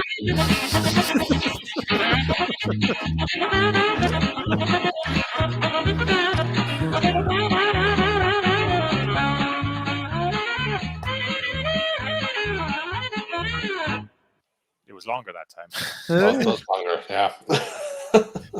New Orleans at Green Bay. Derek Carr, Jordan Love. Jordan Love, man, has had 2 good weeks. I got to give it to him. Fantasy relevance wise, he's had 2 very good weeks. I think Jordan Love deserves to be picked up a lot more off of waivers. Now he shouldn't be on waivers anymore. He should be stashed on someone's roster, or he should be in a starting role somewhere. He's good Yeah, enough. He wants to get Showing it. rostered. What are these leagues that have him 61% rostered as well, though? Like, Jesus. Mhm. Is he not rostered in our league, is he? Nope. We don't really carry 2 quarterbacks on our teams, though. No. No, not really. I mean, he's a streamable option. He is, he seems to be getting a lot out of the offense somehow. Air Foxton, but did not see that coming. But yeah, I think he's been a lot of the Packers streamable players. We have a couple more questions in there. I'm going to come back to them. I'm just going to finish these matchups just because we need to start getting through a couple of these matchups, but we will come back to them just after this one. Aaron Jones, hopefully he's back. If he's back, you're playing him. What about AJ Dillon? No, to the bench. To the bench window. AJ Dillon's not a good running back. Caught him. Yeah, he just seems to get tripped up all the time. Tripped over himself, Jamal, yeah. we think he's going to be injured. Miller, do we think he's going to be back? Not sure yet.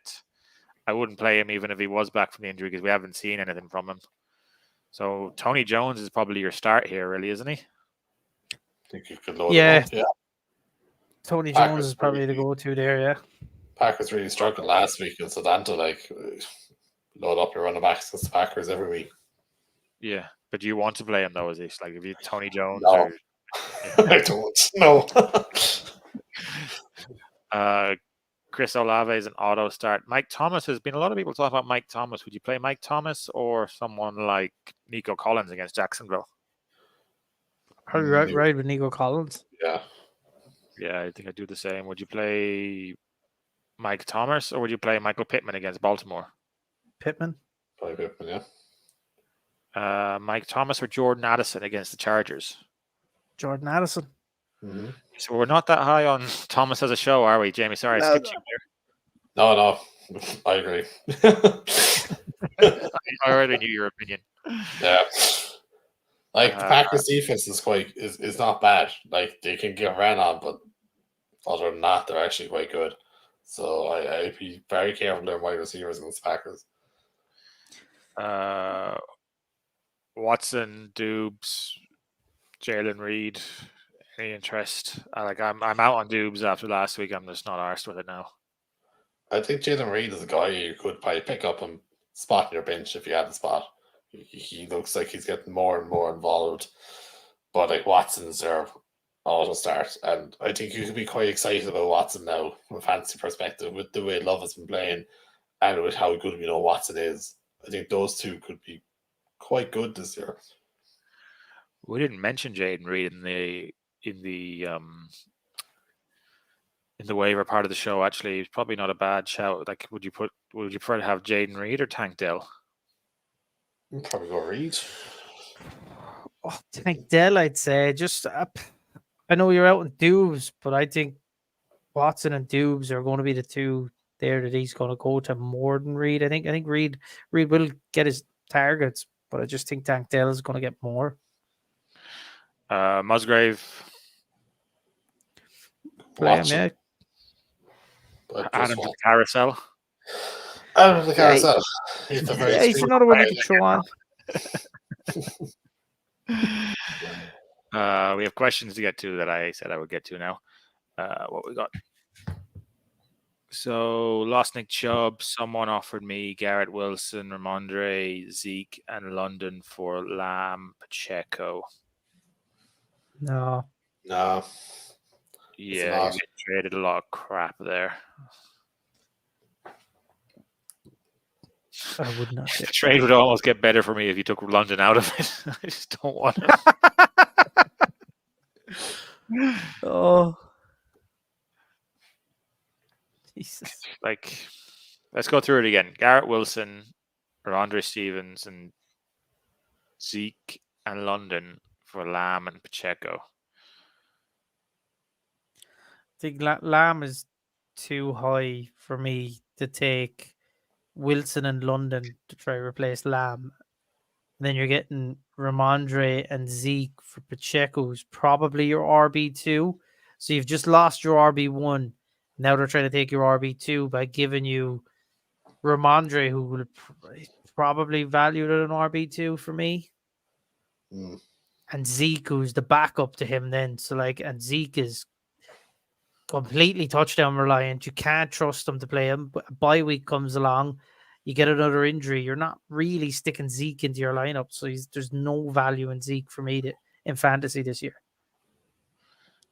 Yeah, to be honest, Garrett Wilson would have had a terrible day if he didn't have that big touchdown at the weekend. Drake London's going to be boom, bust, hit, miss. The Falcons could run a game. He might get no targets again. Zeke, what are you getting? And then you're also coupling it with Ramondre. So then you have Ramondre and Zeke. I just you've lost your wide receiver one. You've obviously lost your running back one, Nick Chubb, and an injury. So you're going to lose your wide receiver one, your running back two, and your running back one in one go, and get a lot of boom bust players. No, just don't tilt. Stick with what you have, Jamie. Yeah, I agree. That's just someone trying to prey on your weakness since you lost Chubb. I kind of hope that they can try to fire some names at you and hope it sticks. I wouldn't do it. I think Lamb here is probably worth more than most of those players combined. Remember to like and subscribe on YouTube and follow us on X at IF Punts. Thanks, guys. Would you trade on away? TikTok now? Oh, what's a yeah. TikTok handle? I'm actually thing. over 30, so I can't go on TikTok.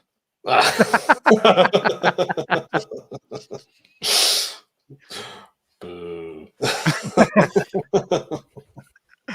I have soundboard, Jamie. So I think we'll have a nice round of this for me.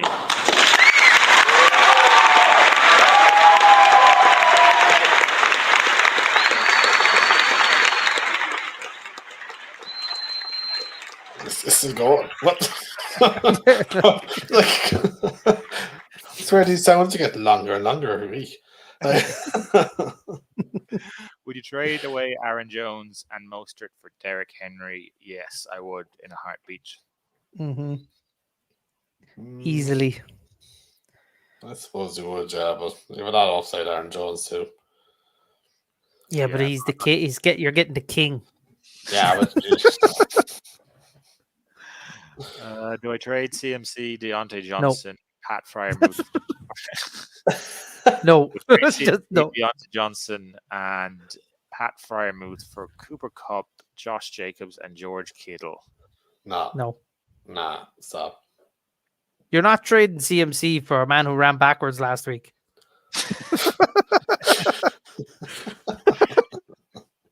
It's amazing how George Kittle's name just has no interest in it anymore. He just couldn't be bothered getting Kittle. Josh Jacobs, Cooper Kupp's injured still, and even when he comes back, you're running a risk that he could re-injure that hamstring. What? How long is Deontay out for? 6 weeks? Yeah, I'm not sure. Don't know. Couldn't tell you now, Deontay Johnson. Yeah. Yeah, no, I wouldn't do the trade either. Just keep CMC. CMC can win you a week on his own. Josh Jacobs isn't doing that at the minute. Trade Jonathan Taylor for Calvin Ridley. I would. Yes. Depends on your running backs, surely. Yeah, So, but like, Jonathan Taylor could be nothing for a whole season as well, though. Calvin Ridley's actually playing football. fair. Trade Etienne or Ramondre for Chris Olave. I would trade Ramondre if I could for Olave. Yeah. Yeah. Yeah, I think it was. Would you trade Etienne for Olave? I don't think so. I think that's probably a little bit too high.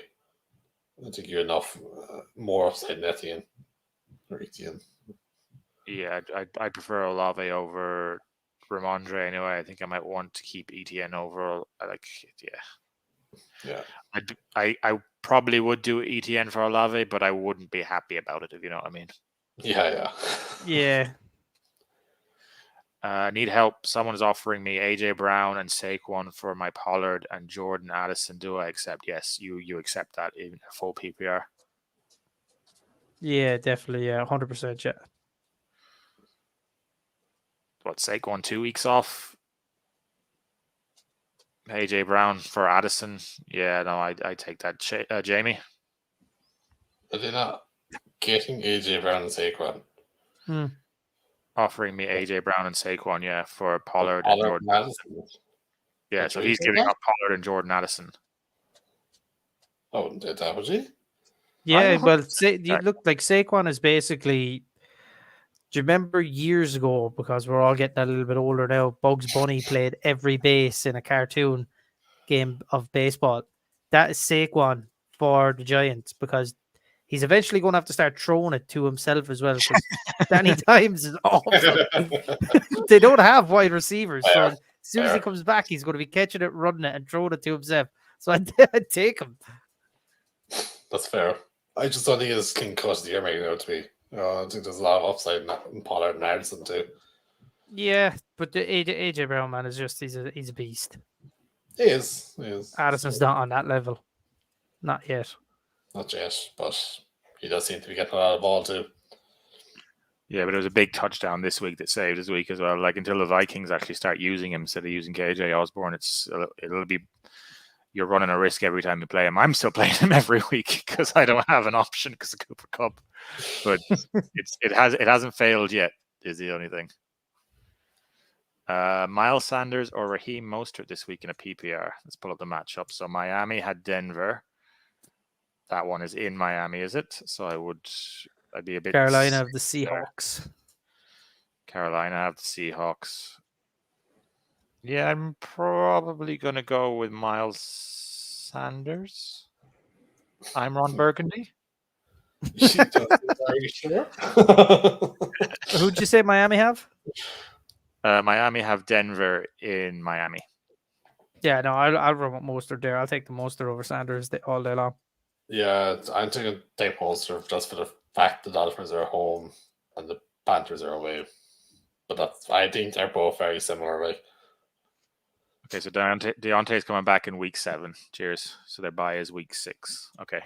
Someone write that down so we know for next week. good. Who to drop for Jerome Ford? Full PPR. Khalil Herbert, Tyler Algier, Alexander Madison. Look how far we've gone with Alexander Madison. We're talking about dropping him now. Or none. Also have Chig, but I'm dropping him for Kirk Cousins since I have Fields. Who's Chig? Chig Okonkwo, tight end for the Titans. We're calling him Chig now. It's a thing. This is a hard one. Who to drop for Jerome Ford? Khalil Herbert. Like, it's got to be Algier or Madison, surely. Yeah, like Madison's been bad, but like Khalil Herbert's been bad as well. I have Khalil Herbert on a roster, and I don't see how he's getting into my team. Do you see the next one? The next comment. We might have been ahead of the scoop on this one. Kareem Hunt is also visiting the Browns. Ooh. Yeah, and this It is kind of makes- what we said. You gotta watch the news because if somebody else goes in Ford's gone. Like he's no value. He's not keeping that job. Like I think it could be a 50-50 even if Kareem's there. Like, remember when Chubb went down last time a couple of years ago? Did it not go 50-50 between these two boys?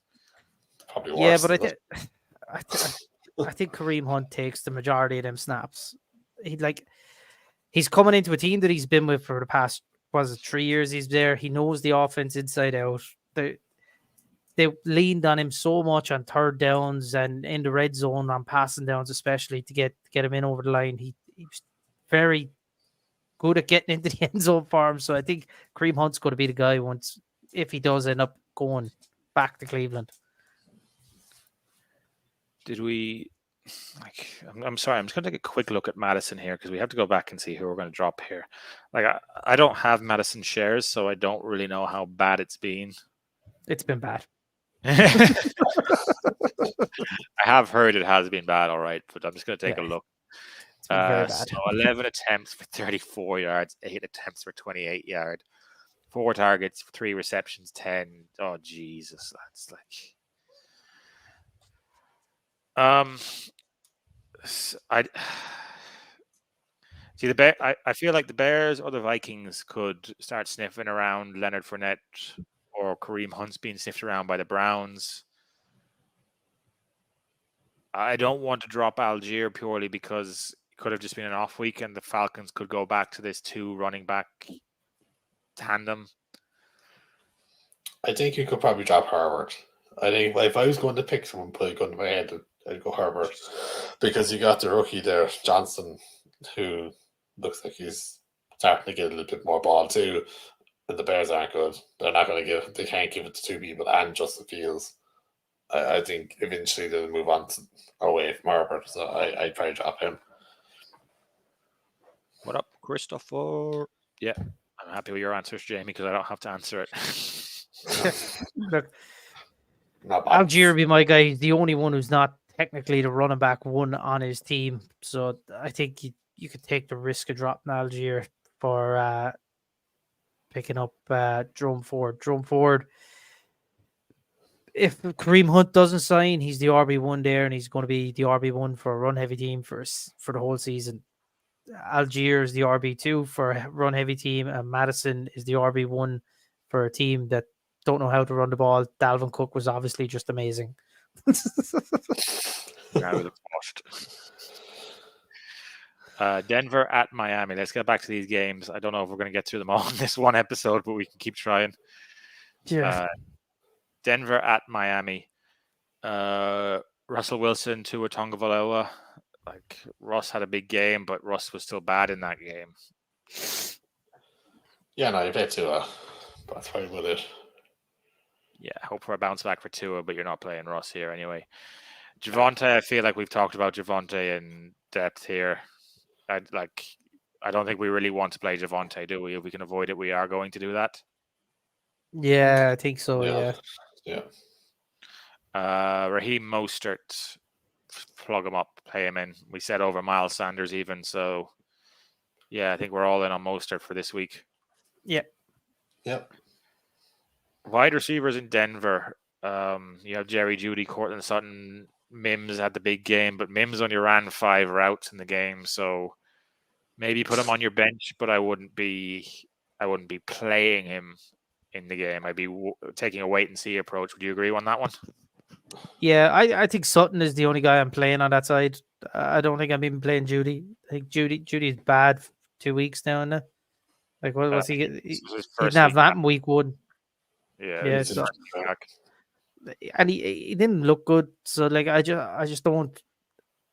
I wouldn't be playing him. And Jeudy wasn't great last year either with Russ. So maybe he's just the connection isn't there between the two of them. But I play Sutton. I think is the only one I play there. Yeah, I agree. I do think Mims is a good pickup though. If you're looking at the waivers, well, you might need to go through waivers, but yeah, on a spot you could pick him up. Yeah, you could leave him. You could just like put in your other claims and go get him maybe in the free agency afterwards. Tyreek Hill and Waddle, we don't need to talk about. Most we've discussed. Tua and the tight ends in this game aren't really worth talking about. So we can move on to the Chargers at Minnesota. Would you play Justin Herbert or Kirk Cousins? Straight up. You're playing Herbert, aren't you? Yeah. You're not taking that chance that Cousins does Cousins things. Herbert hasn't been too bad through 2 weeks either. Like, it's not been the stink fest the season. Well, before. he had 27 or 28 points or something this week. Didn't he? He had a good week. Yeah. Austin Eckler, if he's healthy, you're just putting him in, aren't you? There's no real question about that. Plug and play. Is he going to be a game time decision for this week? Do we know, or are we just? There's no designation on him on anything, but looks for it just says he's without a timeline for return at the minute. So You would think he'd probably miss this week if he had no timeline.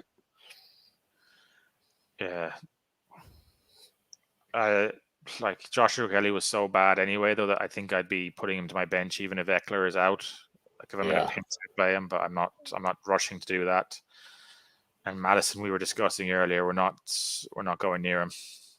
No, and then you get to the wide receivers.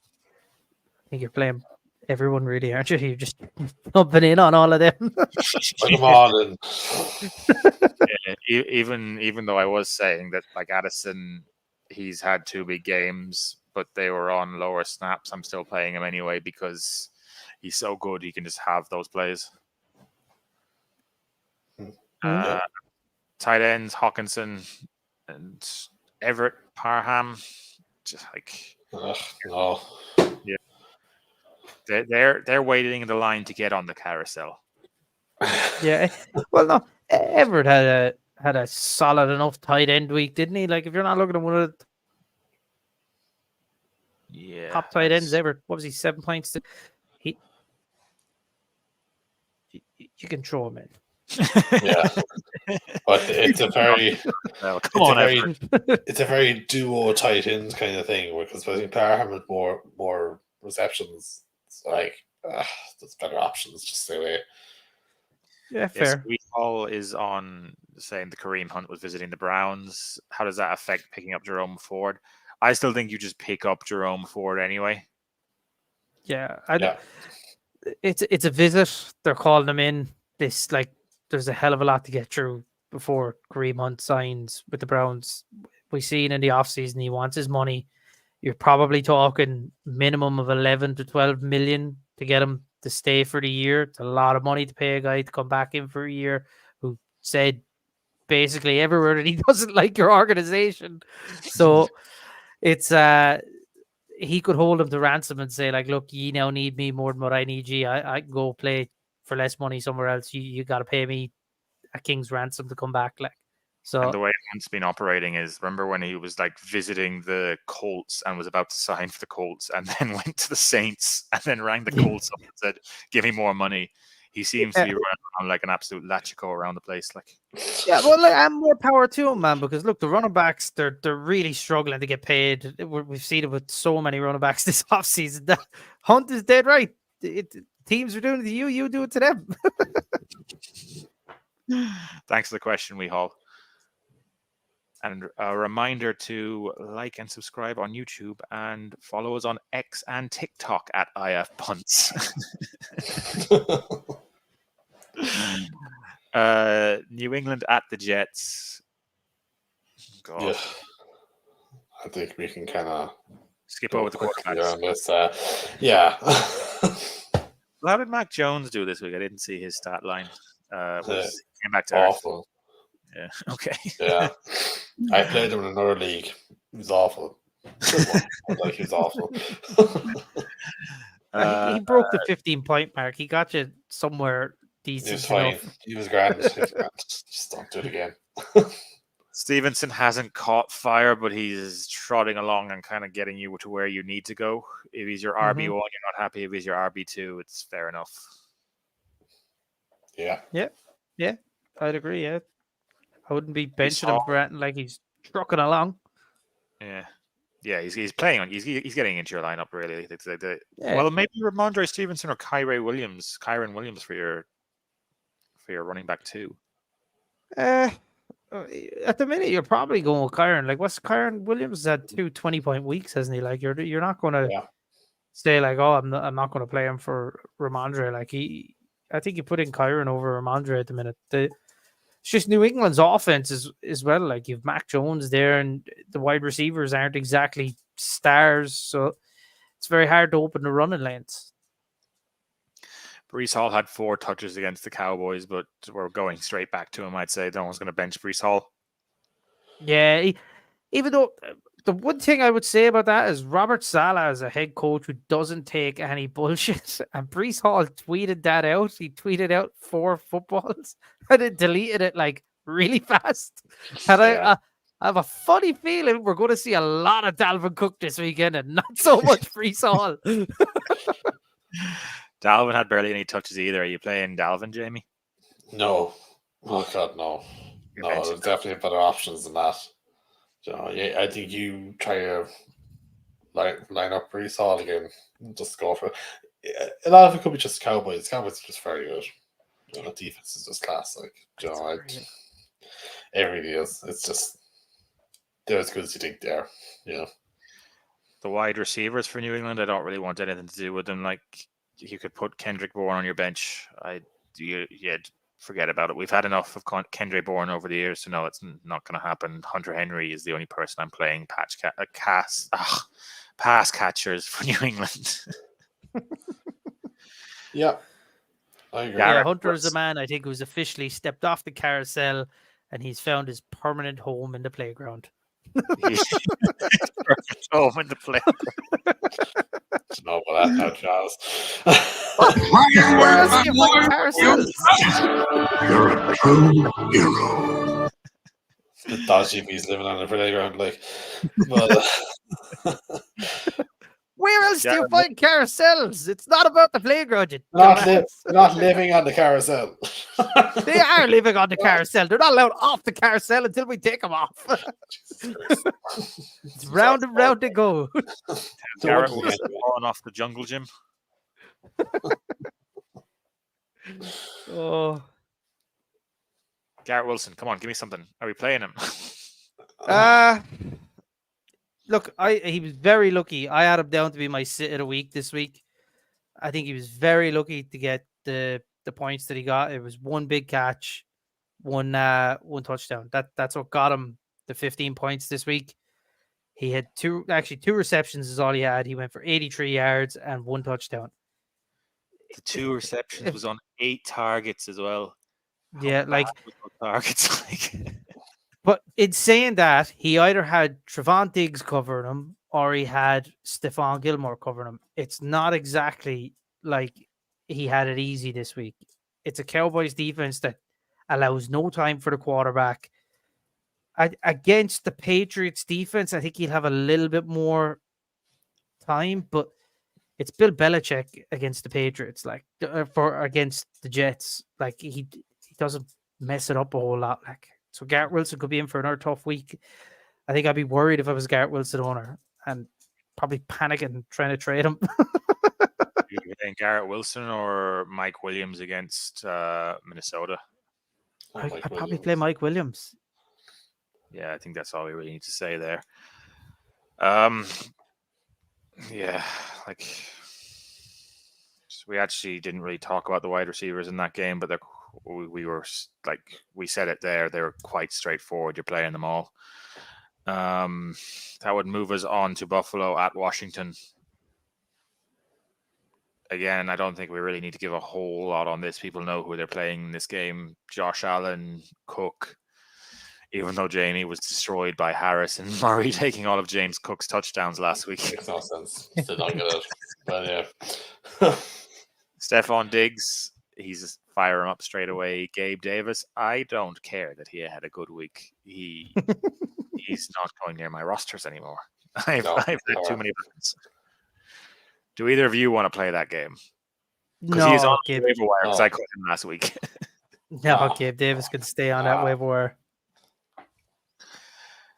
Then at the tight end, Dalton Kincaid, very much sitting on the carousel. If you have him, play him. That's all we can really say there. Yep. Yep. That's Brian about it. Robinson, big boy week last week at running back for the Commanders. Are we going straight back? I'd say you're just playing Brian Robinson every week now. Yeah, I'd say chance him. I don't see why not. He should just Emerson- continually strive, shouldn't he? Sam Howell isn't exactly fantastic, and they've struggled to pass the ball. So surely they're going to try run it more, get more single coverage for the wide receivers, and then try to throw it, go off a lot more play action. It should benefit Brian Robinson owners. Him or Stevenson against who were the Patriots playing again? The Jets. I'd probably run with Stevenson, man. He's been Mm. solid. Probably, yeah. I'm going to go Brian Robinson there. Yeah, you would. You're going for the big week, like. Yeah, fair enough. He is the running back 3 on the year, Brian Robinson. Big week. Showing Bijan how it's done, just for reference, because you picked him in your DFS this week by mistake, meaning to pick Bijan, and you got Brian Robinson instead. Yeah, but I was not unhappy with the choice in the end. No, you weren't, obviously, but you were very upset about it at the time. Wide receivers, we were talking about Stephon Diggs and Davis, Terry McLaurin, Dotson. Yeah, I think Terry goes into a flex wide receiver too. That's where he's at. Low end too. Good for a flex. That's fair, yeah. Carolina at Seattle. Sorry, I'm trying to get through these now, guys, because we're getting late in the day. Bryce Young, no thank you. Geno Smith, Jamie, what do you think of Geno? I think you play Geno. He's a streamable quarterback. Like, if you need a quarterback, but not this time of the year, but like, once you get to the boys, they can pick him up. That's probably a game you probably would play him in. Kenneth Walker's an auto start. Zach Charbonnet. It's it's not a 1-2 punch. It's Kenneth Walker.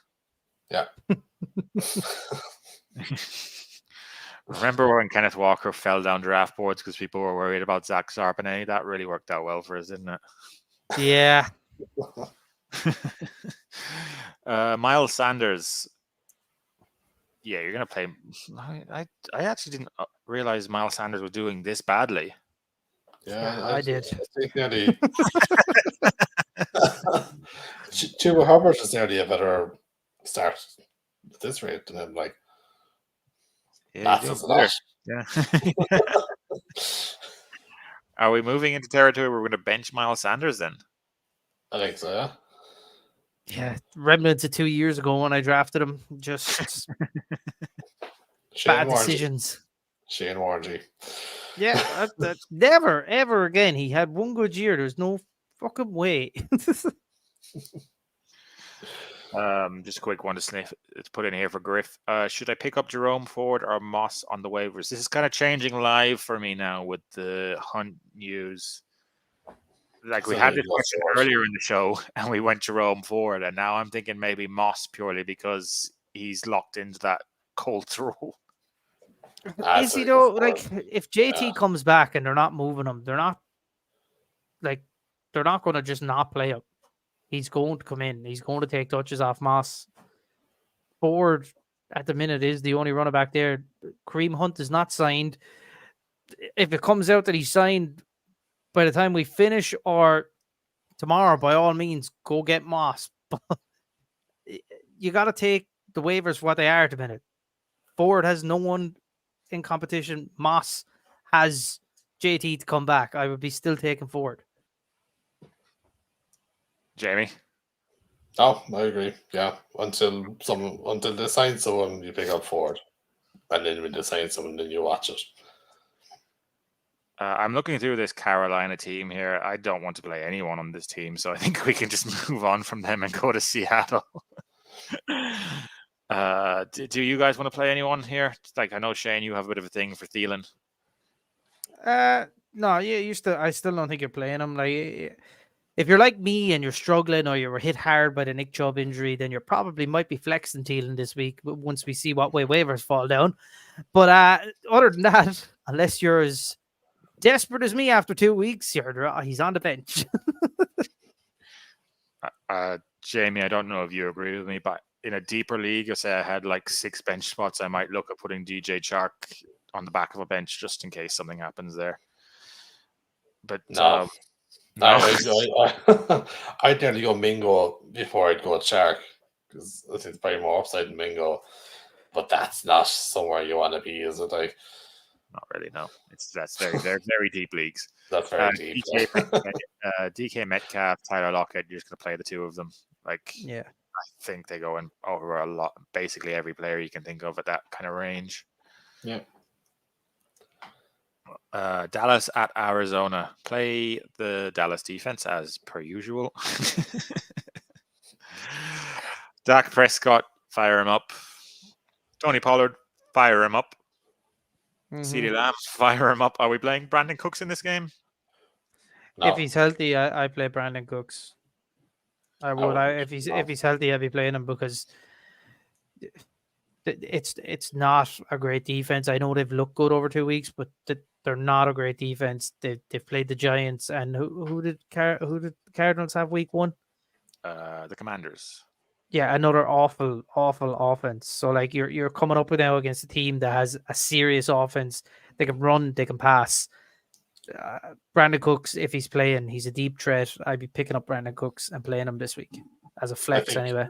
I think your issue here is that it could actually be a blowout, and then you're in big trouble because then your wide receivers aren't going to be as good. Do you know what I mean? Pollard now here is going to be immense. This could be huge. If it's a blowout with the way the Cowboys worked it, like once they got up big this week, Rico Dowdle got a lot of carries and Deuce Vaughn got in a lot of snaps. So they'll sit Pollard as well. That's the problem if it's a blowout. But they didn't sit Lamb at all. Lamb didn't really get a break. Cowboys still put him out there. And I think if Brandon Cooks is there, they might sit Lamb a little bit more. Brandon Cooks becomes the one then as well. Yeah. James Ferguson worth picking up off the waivers if he's there, just to maybe stash and see if he puts another good week in. I think he probably might have something there. Yeah. Now you both shat on me for James Conner last week. Are you looking at James Conner this?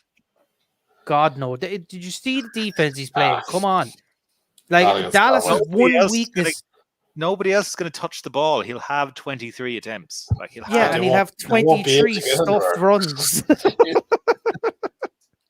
All right, we're going to revisit this next week. And do you reckon he'll score over 12 fantasy points?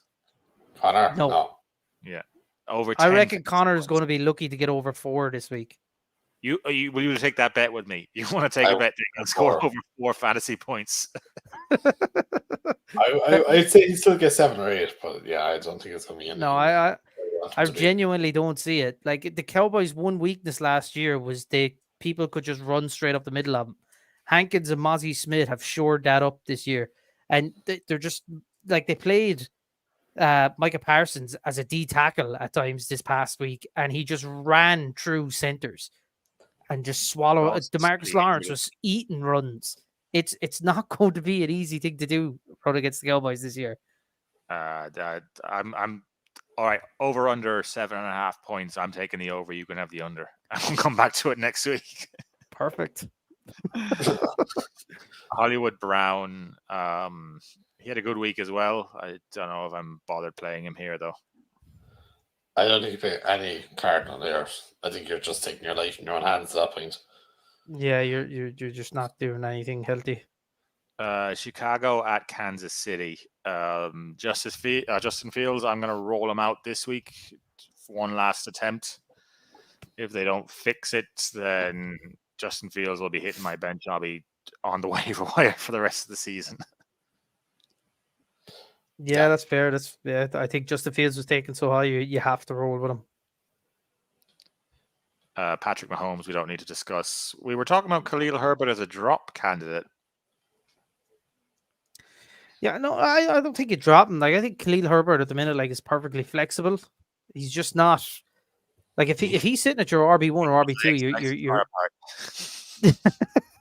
If he's sitting for RB2 or RB1, you're very worried because that's just bad.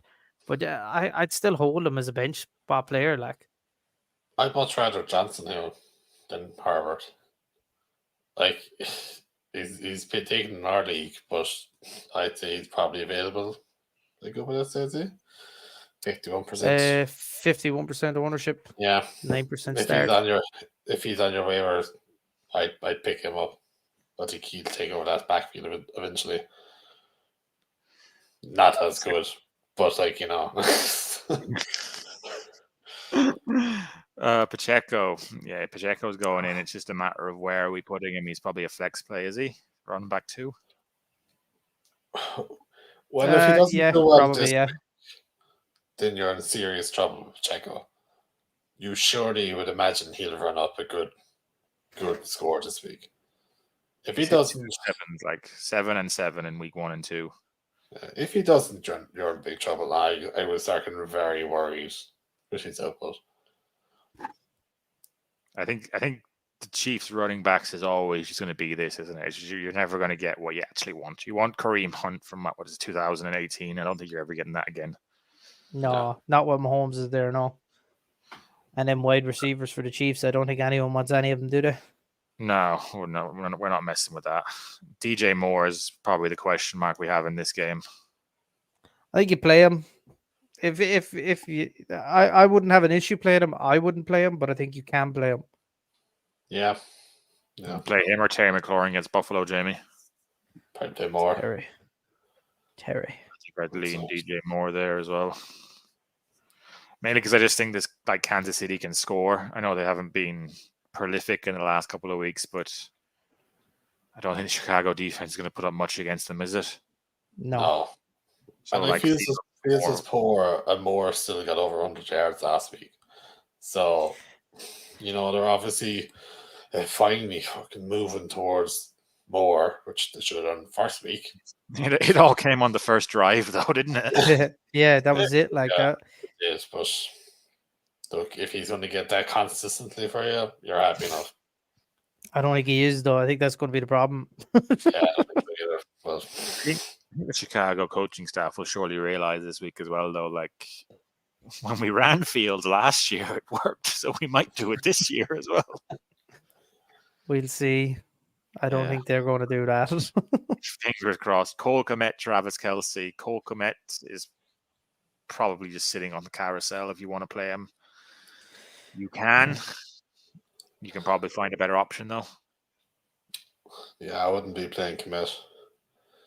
But Kelsey's the auto start. Yeah. Yes, he is. You can tell our energy levels are getting low now. We're nearly there. We only have 2 matches to talk about. Pittsburgh, Las Vegas, and this will be a quick one. Like there's not a lot to talk about in Pittsburgh and Las Vegas. We can skip the quarterbacks. Josh Jacobs. He's not going to your bench, is he? He's starting. You're not. Yeah, no, you're running with Jacobs, man. That's. Yeah, he'll come good eventually. Like he's not bad. Like, can I interest you in some absolutely terrible Najee Harris? No.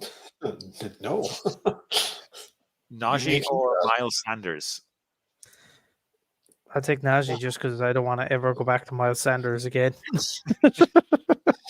Yeah, probably Najee, but like, yeah. That's about it. But anything like Jalen Warren's not even really doing anything, is he? Like he's kind of getting going. It's even. You know, I just think you can stay away from those running backs. So probably stay away from Pittsburgh offense altogether. I don't even know if I want to. Like, I know George Pickens had a big game, but he's always hot and cold. Maybe he might put it together now. He's the only target in town until Deontay's back. Yeah, he should like he should, but it depends on Pickett then as well. Like, you know, you're kind of trusting Pickett to get him the ball, which he's just not very good at. Yeah, being a quarterback. Yeah. Vegas have a bad defense as well, so you don't know. But like, I can't put a bet on Pickett. Is the side of it really? Devontae Adams was a bit banged up. Did he have a concussion? Or he's good to go now, is he? No, he's still well. They say he's good to go, but he's still listed as questionable. So Keep an eye on it during the week if he's healthy. yeah, I'm not playing Myers against this defense though. Devontae Adams is probably the only player I'm really looking at on this roster, to be honest. yeah, truly it is. Yeah, because if Pittsburgh had a better offense that could keep their defense off the field a little bit more, Pittsburgh's defense would probably be up there competing with the Cowboys' defense for the best defense in the league. I think they look really good. Before we move on to the last game, then someone sent me a trade offer. Not me personally. I'm trying to get the question up. It's being very slow. Josh Jacobs for Etienne. I have them pretty close. Yeah, that's like Etienne's playing well. Josh Jacobs isn't. I'd probably want the Etienne side, and I'm not a massive Etienne fan, but I probably would want Etienne there. Yeah, I probably hold ETN just for the fact of the next part of this that we haven't put up yet. Just because of what he has done. Oh, sorry. He has Etienne and Jacobs. He is the person. So, oh, yeah, no, I'd keep Etienne. I wouldn't be going for Jacobs there. Jamie? It's off of Jonathan Taylor. Oh. Yeah. I don't know. It depends how Taylor comes back. Hall just isn't playing well at the moment. I just don't think he's in a good situation without Rodgers. You know, like they just can't really move the ball. I like Taylor. I also like Taylor. I wouldn't move off him too quick. But then Hall is so explosive in your Hall right now, so I can see why you do it. You know, I think it's a fair enough trade if you do it. Like, yeah, I just don't think I could take Josh Jacobs, who's having really bad 2 weeks, for ETN, he's playing decent. I think especially if you're after getting rid of Breece Hall for Taylor already, who's not going to play for another 2 weeks, I think you stick with ETN because it's guaranteed production. I think Jags aren't going to move off of him, and he seems to be able to move the ball somewhat. Josh Jacobs at the minute for me, that just shows me Josh Jacobs owners are scrambling to try to get rid of him at the minute because Jacobs is valued way higher for me than ETN. Like he was the Russian leader last year. Yeah, excuse me. Tough one. It's a very tough one. I think I'd prefer the ETN side, seeing as you have ETN already. Yeah, but it is tough. Rams at Cincinnati. Matthew Stafford, Joe Burrow. Matthew Stafford is having a nice little start to the season. He just doesn't have the touchdowns come from the passing game for him. If he keeps going at this rate, he'll make his way on into the streaming category, I think. But Joe Burrow, you're hoping he's fit for this game. There's been whispers that he might not be.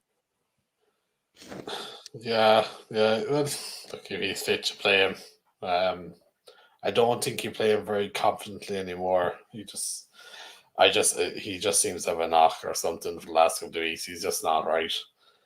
There's the Fields category as well, doesn't he?